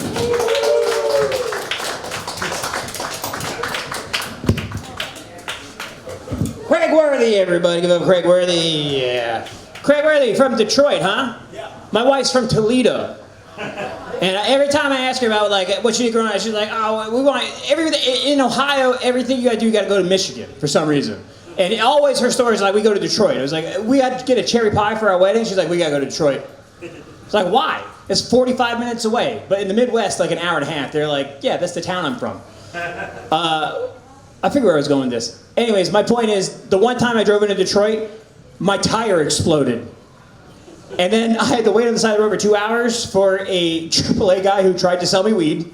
And then I drove for 20 minutes and my other tire exploded.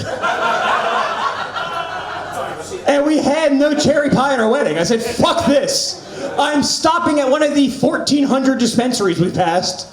I'm getting a chocolate bar to deal with your mother, and I'm coming back." I did not go back. I went to the hotel room and just hung out, and I got way too high, and I got scared. I took a cold shower. All right, we're going to keep this thing moving. Your next comic coming to the stage, everybody. This guy. Wow, what a performer. You can't forget his name once you hear it for the first time. You can't forget it. Unforgettable. This guy is the host of Basic City Comedy, which is ending its run soon. He is, he's a maverick. Okay, he's a ladies' man. He's a guy that makes people late to the open mic because he wants tacos. And more than anything else, he's just a sad, hurt little boy that needs a mommy figure. Put your hands together for Monty Giles. That was 2 truths and a lie. Thank you, Jacob. Yo, thank God for fucking DoorDash pickup spots that are up next to handicap spots. Aren't those really fucking cool now? Like, they're like, "Yo, sorry, handicap people. Someone needs to park here to get tropical smoothie." I love parking in those and then looking at a handicap person and being like, "I'm not taking up your spot. Someone's getting late DoorDash now, but I'm not taking." Why? I love it. Like, yo, DoorDash people need to immediately walk in the store. Like, fuck Who needs more than one handicapped person in a store at once? That's how that shit passed. They were like, yo, 2 of them? Jesus. What, are we a non-profit or are we a Target? That's really cool. I'm 5'7", that's okay. It's perfectly fine with me. I didn't know I was short until I got on dating apps. I got on Hinge, and it was like, put in your height. I put 5'7", and unprompted, it was like, not all information must be public on your page. So now on Hinge, I'm 9'6". I'm 2 people. It's me and my co-host on each other's shoulders, listening to "You Raise Me Up" by Mel Blount. Cool. I know comedy isn't therapy. I know that, but I need to talk about something. Okay, so girls do a good this funny thing about like making you feel cool and then immediately taking that away from you. You know what I'm saying? Like, I remember one time, I was fucking around with this chick, and I was fingering her, and she looked at me, and she said, "Is that all you got?" That's so fun. Also, I'm in my late 20s. I shouldn't be fingering. Like, fingering me, what am I, at a quinceañera? Get the fuck out of here, bro. And it was so annoying, because I was trying hard, you know what I'm saying? I was fracking her pussy, you know what I'm saying? I looked like an autistic kid playing pinball. I was like, da, da, da, da, like it was... And here she is making me feel like I'm throwing a punch in a dream. Just no power behind it. Am I the only one who can't punch hard in my dream? Is that something about my subconscious? Is that all you got? Yeah, I have a dick, but never mind. Jesus fucking Christ, dude. Tore me up. Yeah, what do you say? No? There's another level? Oh, hold on, I'm just waiting for my ultimate attack. That's where I turn into Jeff Dunham, bitch. I take you on the road. We're doing Madison Square Garden next week. Buckle up. I'm gonna make you come so hard you say, no. Oh, that's cool. She was Mexican too, dude. She came on a steak. That's so dumb. Paul and, okay, yo, that lady who called that kid the N-word, she raised $675,000. That's the most fucked up game show ever. Like, that is insane. Because that's like, yeah, we'll give you $675,000 if you're known as the lady who called the kid the N-word for the rest of her life. Like, I was trying to write this joke. I was like, I wonder what her name is. All I did was Google N-word lady. It came up immediately, like 100 results. It was like, it was just so callous. She did it like it was like a jackass stunt, you know what I'm saying? Like, my name's Pam Smith. This is calling a small child the N-word. If you're gonna be dumb, you gotta be tough, dude. I don't know. I used to have this bit. Remember when Kamala Harris was running for president, and then there was that rally, and then that white woman yelled at that baby, and everyone was like, "Oh my fucking God." Yeah, and I was so down for that, and I'm so for fuck kids. Like, I hate, not like that, but like, I'm so like, be mean to kids, but like not, be mean to them for being a kid, not because they're black, you know what I'm saying? And so, this is the coolest kids you got. You want to fucking start a Pee-wee league? You need them on your side, you know? I'm just saying, no white kids are going to be the median with a helmet looking for change, and I'm going to be like, I give a fuck, you know? That's all I'm saying. I had a joke I wanted to leave y'all on. Shit, what was it? Oh, I've been watching documentaries about octopi, and bro, holy shit, octopi are so fucking cool. Which made me believe, what's up with octopussy? Like, what is that? Why is that a thing? You know what I'm saying? They have beaks. Like, I want, like, why would who sees an octopus and is like, yo, I want to stick my dick in? That is such like a, was that Darwin?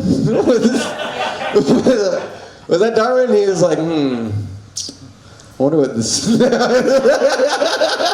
That is what that starts. It's like, yo, I found a squid, I'm gonna call this an octopus. All right, cool. It has like 8 tentacles. It's like, all right, I ate one. It's kind of like salty. It's pretty good. And then there's just like, there's like one more notes page, and it's like flesh. It's, And then you look at the octopus, and it's just like flopping around, and you're just like,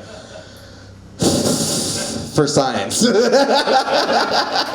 right, my name is Monty Giles. Thank y'all so much. Please give it up for Jacob McFadden. Monty Giles, everybody. Keep it up for Monty Giles. Make sure you check out his room, Basic City Comedy, every Wednesday. I introduced Monty by saying he's a hurt little boy.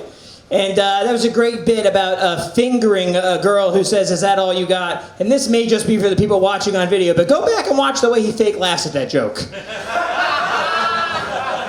I was fingering her, and she said, "Is that all you got?" And I went, ha, ha, ha, ha. That was the most laugh cry I've ever seen. And I've had sex with people attracted to me. Fuck, I married one and made her have kids. All right, your next comic coming to the stage is, boy, how to describe your next comic? Your next comic coming to the stage is the King of Wakanda. He doesn't have bone cancer. He's got nothing but funny bones, though, huh? Hey, Louie forever. Louie Carroll. I am telling you from Atlanta. You know, to make somebody feel welcomed, huh? How you guys doing? Doing all right? Doing all right. Anybody here have pets? One person, two people. I wish I had a pet monkey. Yeah, I just gotta train something to pickpockets, you know? Like, I'm broke. What can I say? I'm broke. That's all. I need to be an undertaker. You know, a person that works at a graveyard. Because I'm afraid of catching a necrophiliac. That'll be terrifying, right? Like, really terrifying. I feel like the only thing more terrifying is like walking in on your parents having sex. When you're an orphan. Yeah, you shouldn't have used that Ouija board, right? They say every life is a miracle. Which is just another way of saying God has a gambling addiction, right? You think he like bets on what like sperm is going to win, like the Kentucky Derby or something? When like sperms race? Oh, that's a new joke. Another new joke. Anybody here like have a kink? One. You don't have to like name them. You don't have to name them. I'll start. I want to have whimsical sex. Yeah, I'm not really into like butt plugs when it comes to kink. I want to like shove a snow globe inside somebody's ass. A snow globe. And I want them to like yodel while I do it. I want them to yodel while I do it. Anybody here adopted? Yes? You're not? Are you even related? You guys are related, right? No? You look alike. He's adopted, right? There's always like a heartwarming getting adopted story. But where's the cool getting adopted story, like in the movies, right? Where you like get dropped at somebody's doorstep and get kidnapped by porch pirates, right? Where's that story? Where's that story? Getting sent a dick pic sucks. I mean, like, no? I mean, I don't want them. Yeah, all right, one person. Anybody else a fan of dick pics? Big fan? Yeah, dick pic sucks, right? It sucks. Unless you're from the Middle Ages, right? Dick pic by Raven, right? Right? No, it still sucks. It still sucks. Can you imagine getting sent a dick pic then? You know, from like some medieval dweeb from like the monastery who like fucking traced his dick on a scroll and then flew it to you. Like ew, you know? You have important things to worry about, like the plague. Alright? I'm lonely, guys. I'm lonely. But like my loneliness doesn't compare to like their loneliness. You know what I'm talking about, like astronauts. I wonder how lonely you are to get like humpy your own spacesuit, you know? Pretty lonely, pretty lonely. Anybody here jog? One person, alright. Only one person jogs. Everybody here frolics instead, I guess. I used to jog, but I don't do it anymore. I got pulled over for jogging. Can you believe that? Pulled over for jogging?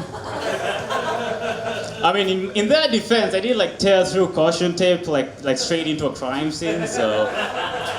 Yeah, I thought I was running a marathon, you know? Like I went through the caution tape, I went through the caution tape, the detective showed me his badge. I thought I was getting a gold medal, like I'm dumb. I'm gonna end on this one. It's I didn't even write it down. Risk taker, right? Give it up for senior citizens, guys. Give it up for senior citizens. Yeah, like I love my grandpa because he can beatbox. Either that or like all these years he's been like covering a cough. Like I don't know. And that's been my time. Give it up for Jacob McFadden.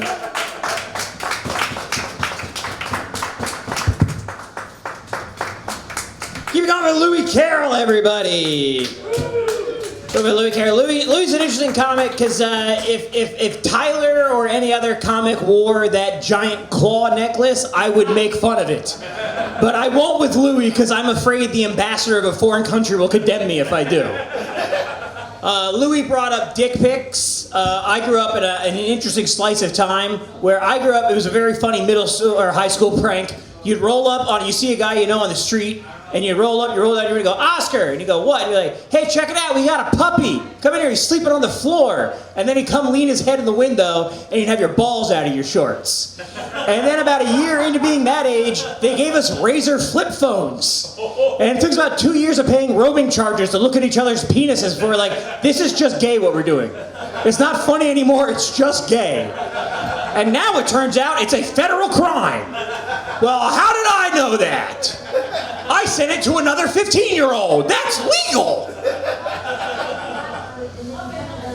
And if it's not legal, delete that. All right. Your next comic coming to the stage. You might remember him from earlier in there. By the way, you're down to your final few comics, everybody. Your next comic coming to the stage. You remember him for being the object of Jack Parker's sexual desire earlier in the night. Here, hiding out until he has to go home and get free used, it's Will Miner.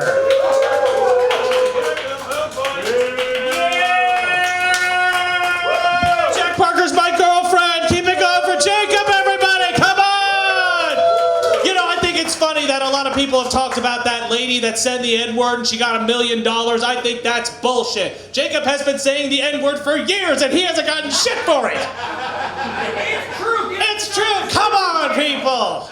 Oh my goodness. To keep it going for Louie Carroll, the lovely Louie Carroll, everybody. My goodness. He looks like a background character in that movie, The Warriors. I feel like we're gonna run into a gang of yous on the way home. We're gonna have to like fight with chains and knives and be dramatic and fun. How's it going, everybody? Oh my goodness. Some of you don't know me. My name is Will. I'm an Eagle Scout. Anybody else? Any other Eagle Scouts? Nice. The few, the proud, the molested, the Eagle Scouts. Hell yeah. I always feel like that's a weird joke because I feel like I look like a scoutmaster and the kid that got diddled all in one. It's all one neat little package. Anybody know how you become an Eagle Scout? Anybody know how you become an Eagle Scout? Sign up. Hell yeah, brother. That's all I got. That's all I goddamn took. I had to do you gotta do an Eagle Scout project, friend. That's what you gotta do. I don't know if they have that. Oh, they could have filled some potholes in Detroit. That would have been a good Eagle Scout project. See, I pay attention, right? You're from China. I pay attention. He's married a Chinese. He messed up your recording. It's okay. I was watching it laughing. Oh my goodness. For my Eagle Scout project, some people, you know, they do community service. Some people like fill potholes. I sold fentanyl. Man, I don't know what they put in that stuff, but I had people banging down my door to get that fentanyl. Holy shit. Those Girl Scouts and their cookies can go fuck themselves. What else about me? I was hanging out with a good buddy of mine. I was thinking about a good buddy of mine. I was wearing my thigh-high shorts, had my thigh-highs on. And I was hanging out with my buddy, and he was like, Will, you should get a thigh tattoo. You should get a thigh tattoo, Will. You would look good with a thigh tattoo. And I was like, wow, that's a really weird thing to say when you're giving someone a blowjob. Right, come on, pink shirt. My eyes are up here. Come on.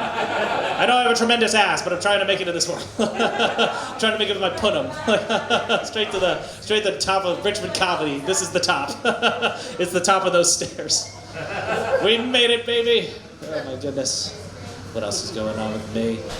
Oh gosh. I want to get better at blowjobs. Everybody. Clap it up if you know how to give a good blowjob. Clap it up, everybody.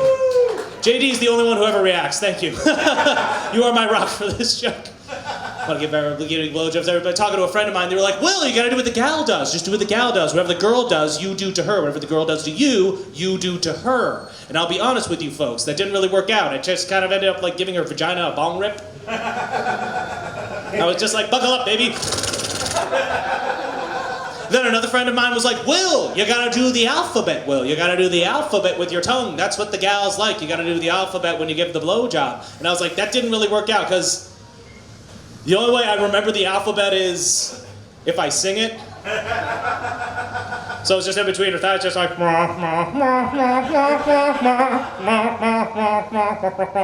Why are you telling me to slow down? You're not my mother. What is this? I'm so sorry. Like, before I got on stage, this lovely woman in the back was like, "Can I critique you?" You had to be there. It was very scary. I am rushed. I got 5 minutes. We only got 4 minutes up here, and I got so much to say about my bad blowjob skills. I know, God, now I feel like an asshole for making it not call you out. I'm just like, how dare you? I've got to talk about my ass. Like, I got to talk about eating asshole and make fun of Chris. Like, oh goodness. What were we talking about? How can I pivot to get the audience back on my side, internet? I know what to do. Tell me if you got a dog. Anybody got a dog out there? Who's got a dog out there? Hell yeah, I've got some dogs. Used to. That's sad. Oh no.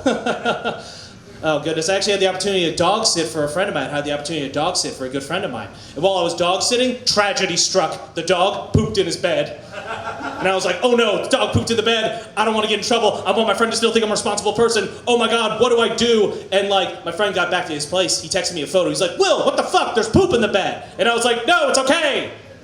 It's mine. Don't panic, I also peed on your pillow. That was not the dog, I swear to Christ. Okay, I'll get on this. I was also hanging out with the dog. I was giving the dog the pats. We were just hanging out. I figured he was lonely. I was giving him some pats on the bed, giving him some belly rubs. Then all of a sudden, dog gets an erection. I'm like, great. I have to jerk him off. I want to be a responsible dog owner. I want to be a responsible dog owner. Well, thank you all for putting up with me. Thank you all for giving up for my mother. Come on, give it up, everybody. Goodbye.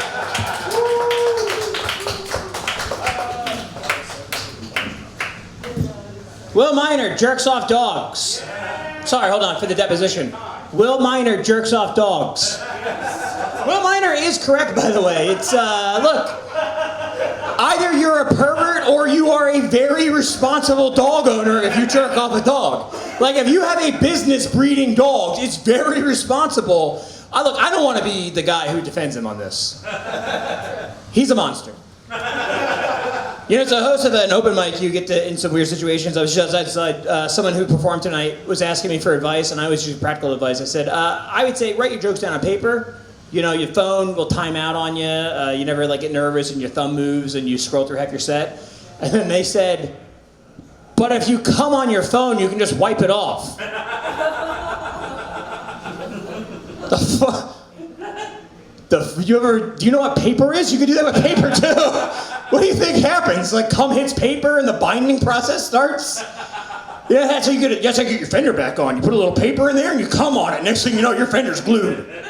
What the fuck did that mean? And it was a girl who said it. So, that's that. All right. I had to do something for the bartender down stage. Could you kill a minute? And I said, I'm not ready, but I'll try. All right, your next comic coming to the stage. This guy. Who? This guy. Do you like people who have been convicted of being being great. I was gonna be mean, and I was like, I probably shouldn't. Do you like people who have been convicted of being great? Because your next comic has got the Frosted Flakes Award running 3 years in a row. A real swell fella. Everybody put your hands together for Andrew Peters.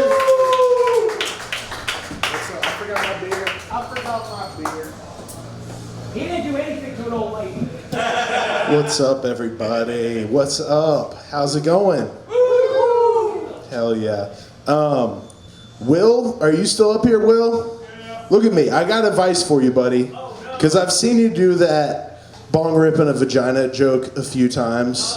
But you do like a horse impression instead of a bong rip. You go, that's not how you do it. You wouldn't get very high if you try and hit a bong like that. That wouldn't work. So let me teach you something, okay? This is free. You take a sip of a beverage, you go.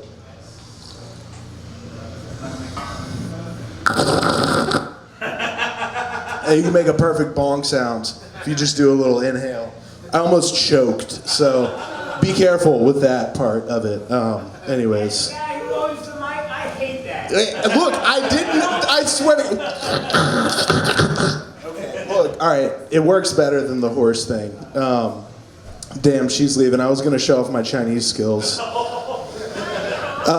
Hua Bao Ber, Xiao Baba. That means, oh, that was, that I only knew what I just said, so, and those were none of the words that I said. Oh, well, Ting Hua Bao Ber. All right, hell yeah, hell yeah. It means be obedient, baby girl. Call me daddy. It's the Xiao Baba part. Yeah. Yeah, so I've been trying to get in shape again. Just turned 29, trying to hit my 30s in shape. It's difficult. All right, we got some other people working on their fitness, getting their body right. All right, keep it up. You might look, as good as me someday. Keep working hard, keep consistent. Now, my job right now, it's very physical. I've been getting in good shape just going to work, which is nice, makes it easy. It needs to be easy for me. One of the last ways that I got in shape, my weight has fluctuated a lot over the years, a whole lot in my adult life. It's called bulking and cutting. And one of the last ways that I cut, I got a membership to a trampoline park. Because it was way cheaper than a gym. And they had some awesome, they have this one sick trampoline, it's like gymnastic quality. I've been to a ton of trampoline parks looking for a trampoline this good. It's rare. And this gymnastic quality trampoline is surrounded by 3 walls. So you can like bounce on your back and like run up the wall. I got sick at the trampoline, but now I'm above the weight limit, so I haven't been back in a while. The problem with getting in shape at a trampoline park is all the children running around. It's annoying. So the solution to that is you come past their bedtime. Then the problem is teenagers, and the solution to that is you be a Karen. Okay? All right, hear me out. So I had beef with this one employee there. She was a younger employee. Usually I would come, later, maybe an hour before they close. I would go back in the corner, do my thing on the, one really nice trampoline that they had. But technically, you were supposed to have supervision on the super tramp because this one was like too powerful for the children. I'm like, look, I'm pushing 30. I think I'll be good on the trampoline. Like, I have a job. I can't hurt if I break my ankle, it's a problem for me, not y'all. Like, trust me, please. So normally the general manager was there closing. He was cool. He'd let me just go bounce. But occasionally it would just be the supervisor and whatever employees closing with them. And, they'd just be following orders. They're like, all right, we got to send somebody back there, but we're about to close. So she didn't want to go back there. So I'm like, listen, you're trying to tell me I can't jump on this trampoline right now? I got on my knees and pleaded. I said, I'm standing on the edge of a void. The only thing that's stopping me from falling into this void is if I jump on that trampoline right now. I gotta jump up to not fall down. Please let me jump. This is not gonna end well for you if you tell me I can't jump on this fucking trampoline. So anyway, she said no, and so I went and got her supervisor, and I was jumping on the trampoline. She was very upset, and I just thought it was funny, her standing there all pissed off, having to watch me, a 30-year-old man, have a blast on a trampoline. Whee! Okay, thank you guys. Give it up for Jacob McFadden. I've been Andrew Peters. Andrew Peters, everybody. Don't forget your drink, Andrew. Come on, Andrew. Take that drink with you. All right, we are down to our final two performers of the evening, unless anyone's hanging out in the room and wants to do it. Your next comic coming to the stage. This guy is the owner of Strange Matter Brewing. He is the guy who runs all the burlesque in the city. If you want to put duct tape on your nipples and dance around, you better be his friend. What else did he write down? Oh. Don't shit on my lawn. Oh, don't let your dog shit on my lawn. Sorry. Your next comic does not want you to let your dog shit on his yard. Everybody put your hands together for yo, my boy, Danny motherfucking McCabe. Never do that voice again. I don't know why you wanted it, but I'm never doing it again. Shit, motherfucker. No, my God, yeah, he won't mention my dog's name because I named my dog Jacob's mother. I know, but, you know, they look alike. Hell yeah. Give it up for Andrew for telling Will how to do his joke and then not getting a laugh. Yeah, they would have said the next few out, pal. They would have said the next few out.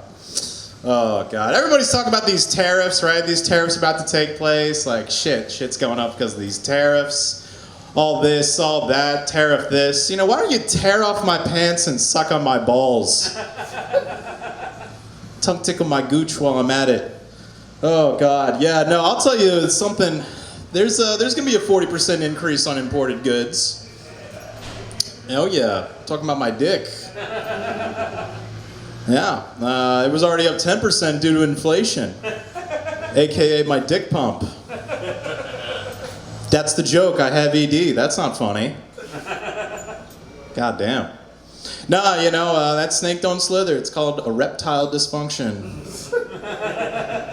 Hell yeah. No, I do call my dick the Irish python. Mostly because, like, you know, when I tell women that, they'll be like, damn, so it's big, like a python? I'm like, oh, no, didn't you hear me? It's Irish. Real tiny, you know? St. Patrick, he got all them snakes out of there, just not one. Hiding there in the freshly cut grass. Perfectly camouflaged. Don't worry, it's not green, guys. That'd be bad. What else is going on here tonight? Shit. Yeah, something pissed me off recently. I was talking to this girl on Hinge, and she said something to me about like having an irrational fear of whales. Like, what a stupid thing to be afraid of. Like, when are you realistically coming face to face with a whale? Like, are you at the aquarium and like, you know how they got like the big whales overhead that are like, you know, like the models, right? And it's just like, you know, I can imagine her like there with like a friend, just be like, don't look up right now, don't freak out. But it's above us. Like that's so stupid. Like, I feel like she watches, you know, it really kind of pissed me off because like I feel like she watches like the documentary, like The Cove, right? And it's just like, good for them. Good on these Japanese fishermen for doing this. This is awesome. Like, you know, fuck that. Who does that? Like, you know, she watches Blackfish and it's like, I think we should, you know, put them all in captivity. Like, I want to see all their fins flop, right? You know, when they were like, when those orcas were like, you know, landing on the yachts and stuff, they were like, that's somebody's property. Fucking whales, inconsiderate. No, but I did send her a voice message eventually, and I just went, ooh. I followed it up with a Moby Dick pic, so there you go. There you go. She'll be eating blubber tonight, just as soon as I free Willy. Hell yeah. Enough about my dick. Enough about my dick, guys. Enough about my dick. My God. I think it's time we finally give Kanye West his automatic white card. I do, because it wasn't the overzealous, all of the sudden religiousness, right? It wasn't basically saying you're an anti-Semitic neo-Nazi. No, it was the random confession to childhood gay incest as a child. Just out of the blue, like nothing happened, right? You know? Yeah, there's a lot of crazy characters out there right now, like, RFK talking about autism and shit. Like, he's like, autistic people can't do their taxes on time. Like, autistic people can't maintain a job. They can't have a girlfriend. I'm like, damn, am I autistic? I went ahead and got myself tested. I did not actually go to a mental health professional, no. I went to a Super Smash Brothers tournament, and I lost. So that's how I found out I was not neurodivergent. Yeah, I'll leave you guys on one last one here. Man, you guys remember those superlatives you would have in high school? Yeah, like most athletic, most spirited, something like that. Yeah, I actually did win one when I was in high school. It was most likely to die from autoerotic asphyxiation underneath a shower curtain. But, it's actually like, a lot of people say, oh, is that a bad thing? But no, it's really kind of a good thing because, with that whole process right there, you gotta kind of handle double the choking. Like that's a 2-man job, but that's pretty cool because I don't make it a 2-man job. All right, guys. I've been Danny McCabe. Thank y'all so much. Let's hear it for Jacob McFadden.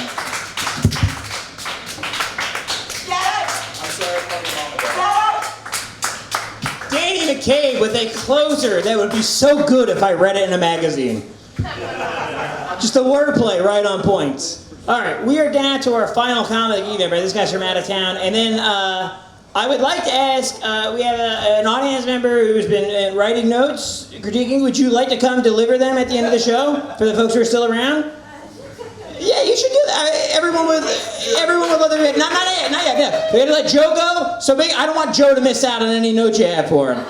But after that, we'll bring Amy up. Okay, everybody. But first, our final comment of the evening. He is here from out of town. Where are you from, Joe? Austin, Texas. This guy knows Joe Rogan.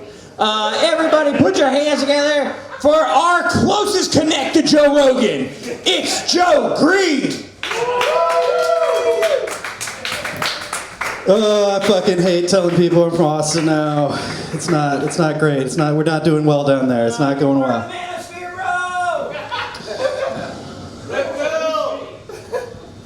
I'll start off here. For sale, baby shoes never worn. You guys heard this before? Yeah.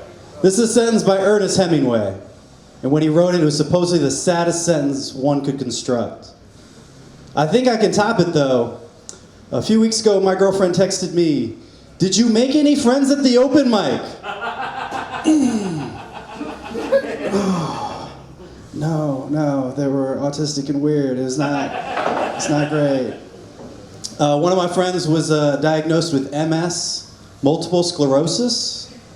I don't know if you guys know anything about sclerosi, but that's too many to have. Yeah, one, you're good. More than one, see a doctor. But one of the treatments for MS, multiple sclerosis, is a fecal transplant. Yeah, the type of shit he's on you wouldn't even understand.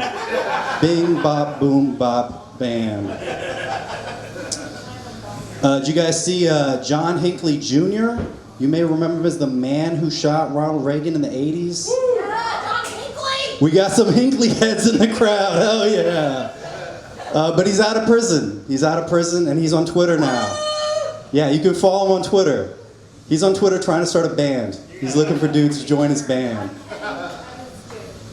Hinckley tweeted out that he's looking for a drummer, a bassist, and a lead guitarist. Can you imagine shooting the president and then not having the confidence to play lead guitar in your own fucking band?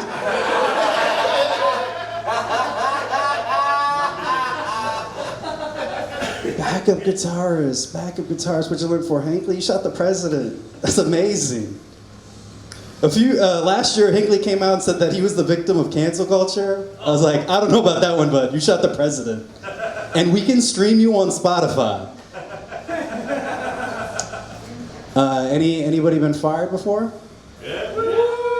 Hell yeah. Anybody been fired and then 4 years later they call you up like, hey man, can you come back in and run the country? What the fuck are we doing here, guys?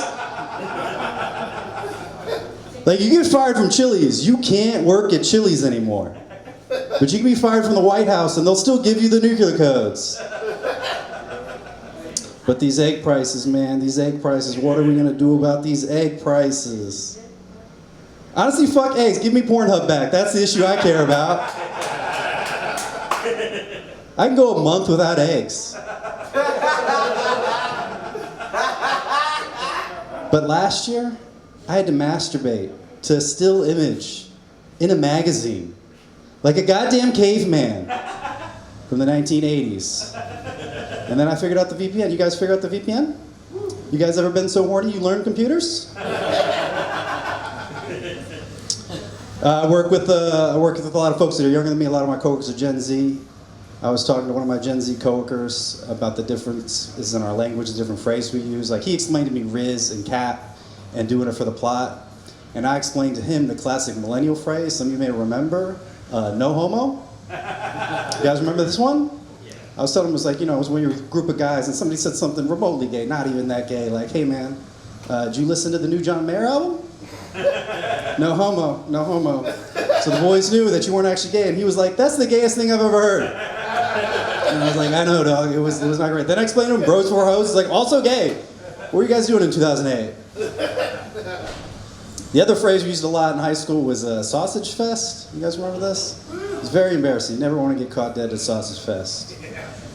I'm 32 now. I would kill for a sausage fest.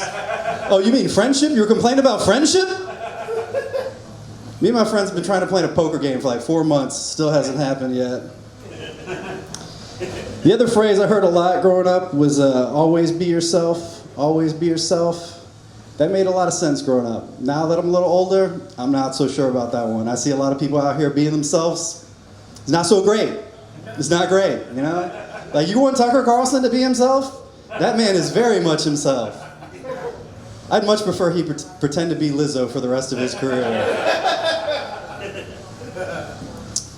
Yeah, but I live in Austin now. I like traveling and getting outside of Austin, because like when you're in Austin too long, you forget that Nigerians exist. We don't have those there. It's a damn shame. Like, Austin's the only city in the country where you get a white Uber driver. You ever seen one of those in the wild? No. Yeah. Last week I got picked up by Hayden. Hayden. I was like, are you sure? But I gotta say, it was pretty nice. You guys ever been chauffeured around by white people? It was great. I was like, turn this Blink-182 up and take me to Target. All right, thank you guys. I've been Joe Green.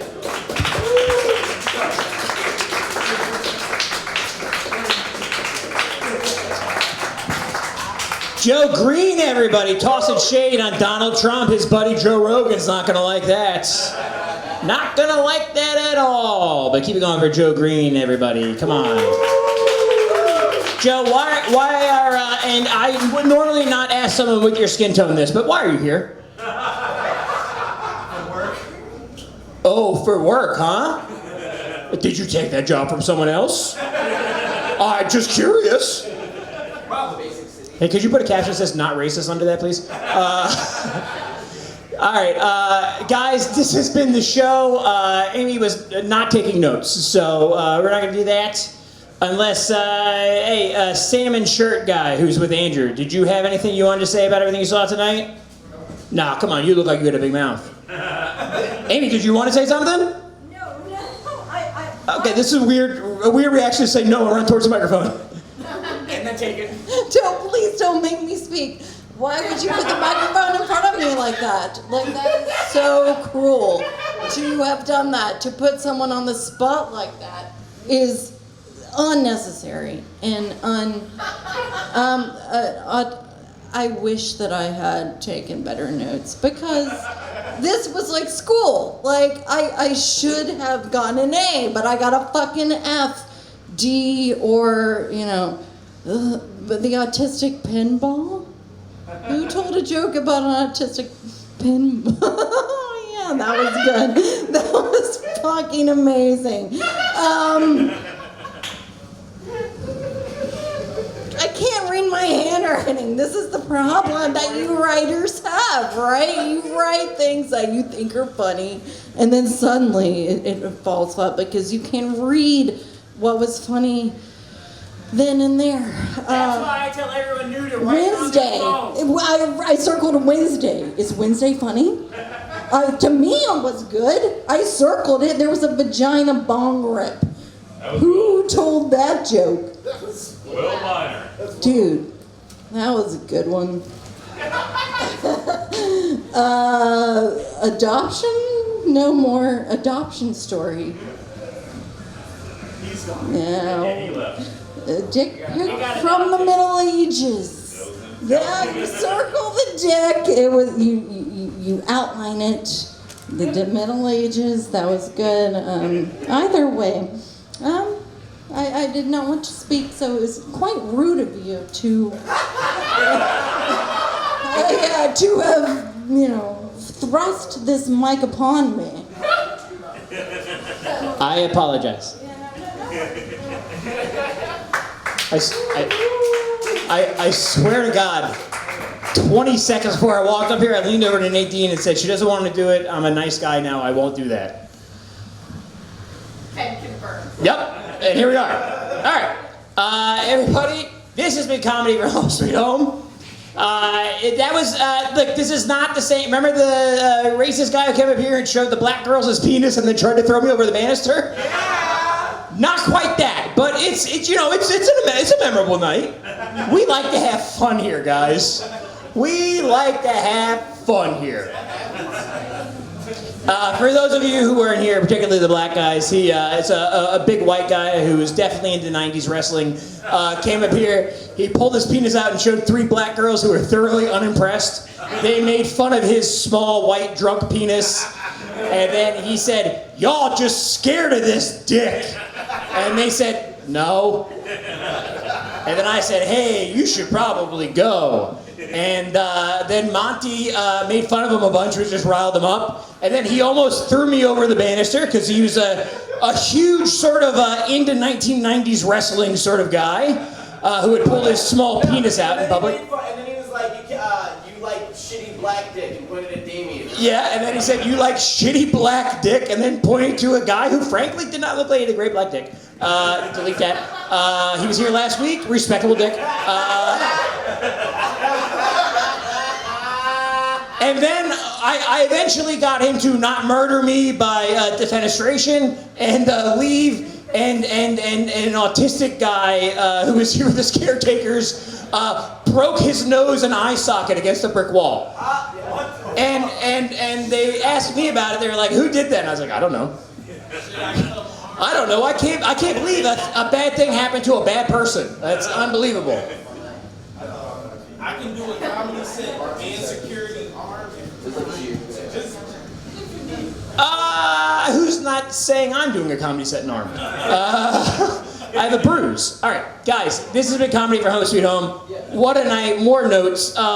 We will be back here in 2 weeks for every first, third, and fifth Tuesday. If you enjoyed the show, if you want to hang out, we always hang out on the porch afterwards and have a drink. Thank you very much. Good night. Goodbye. All these dicks and no one invited me? They're all over the wall.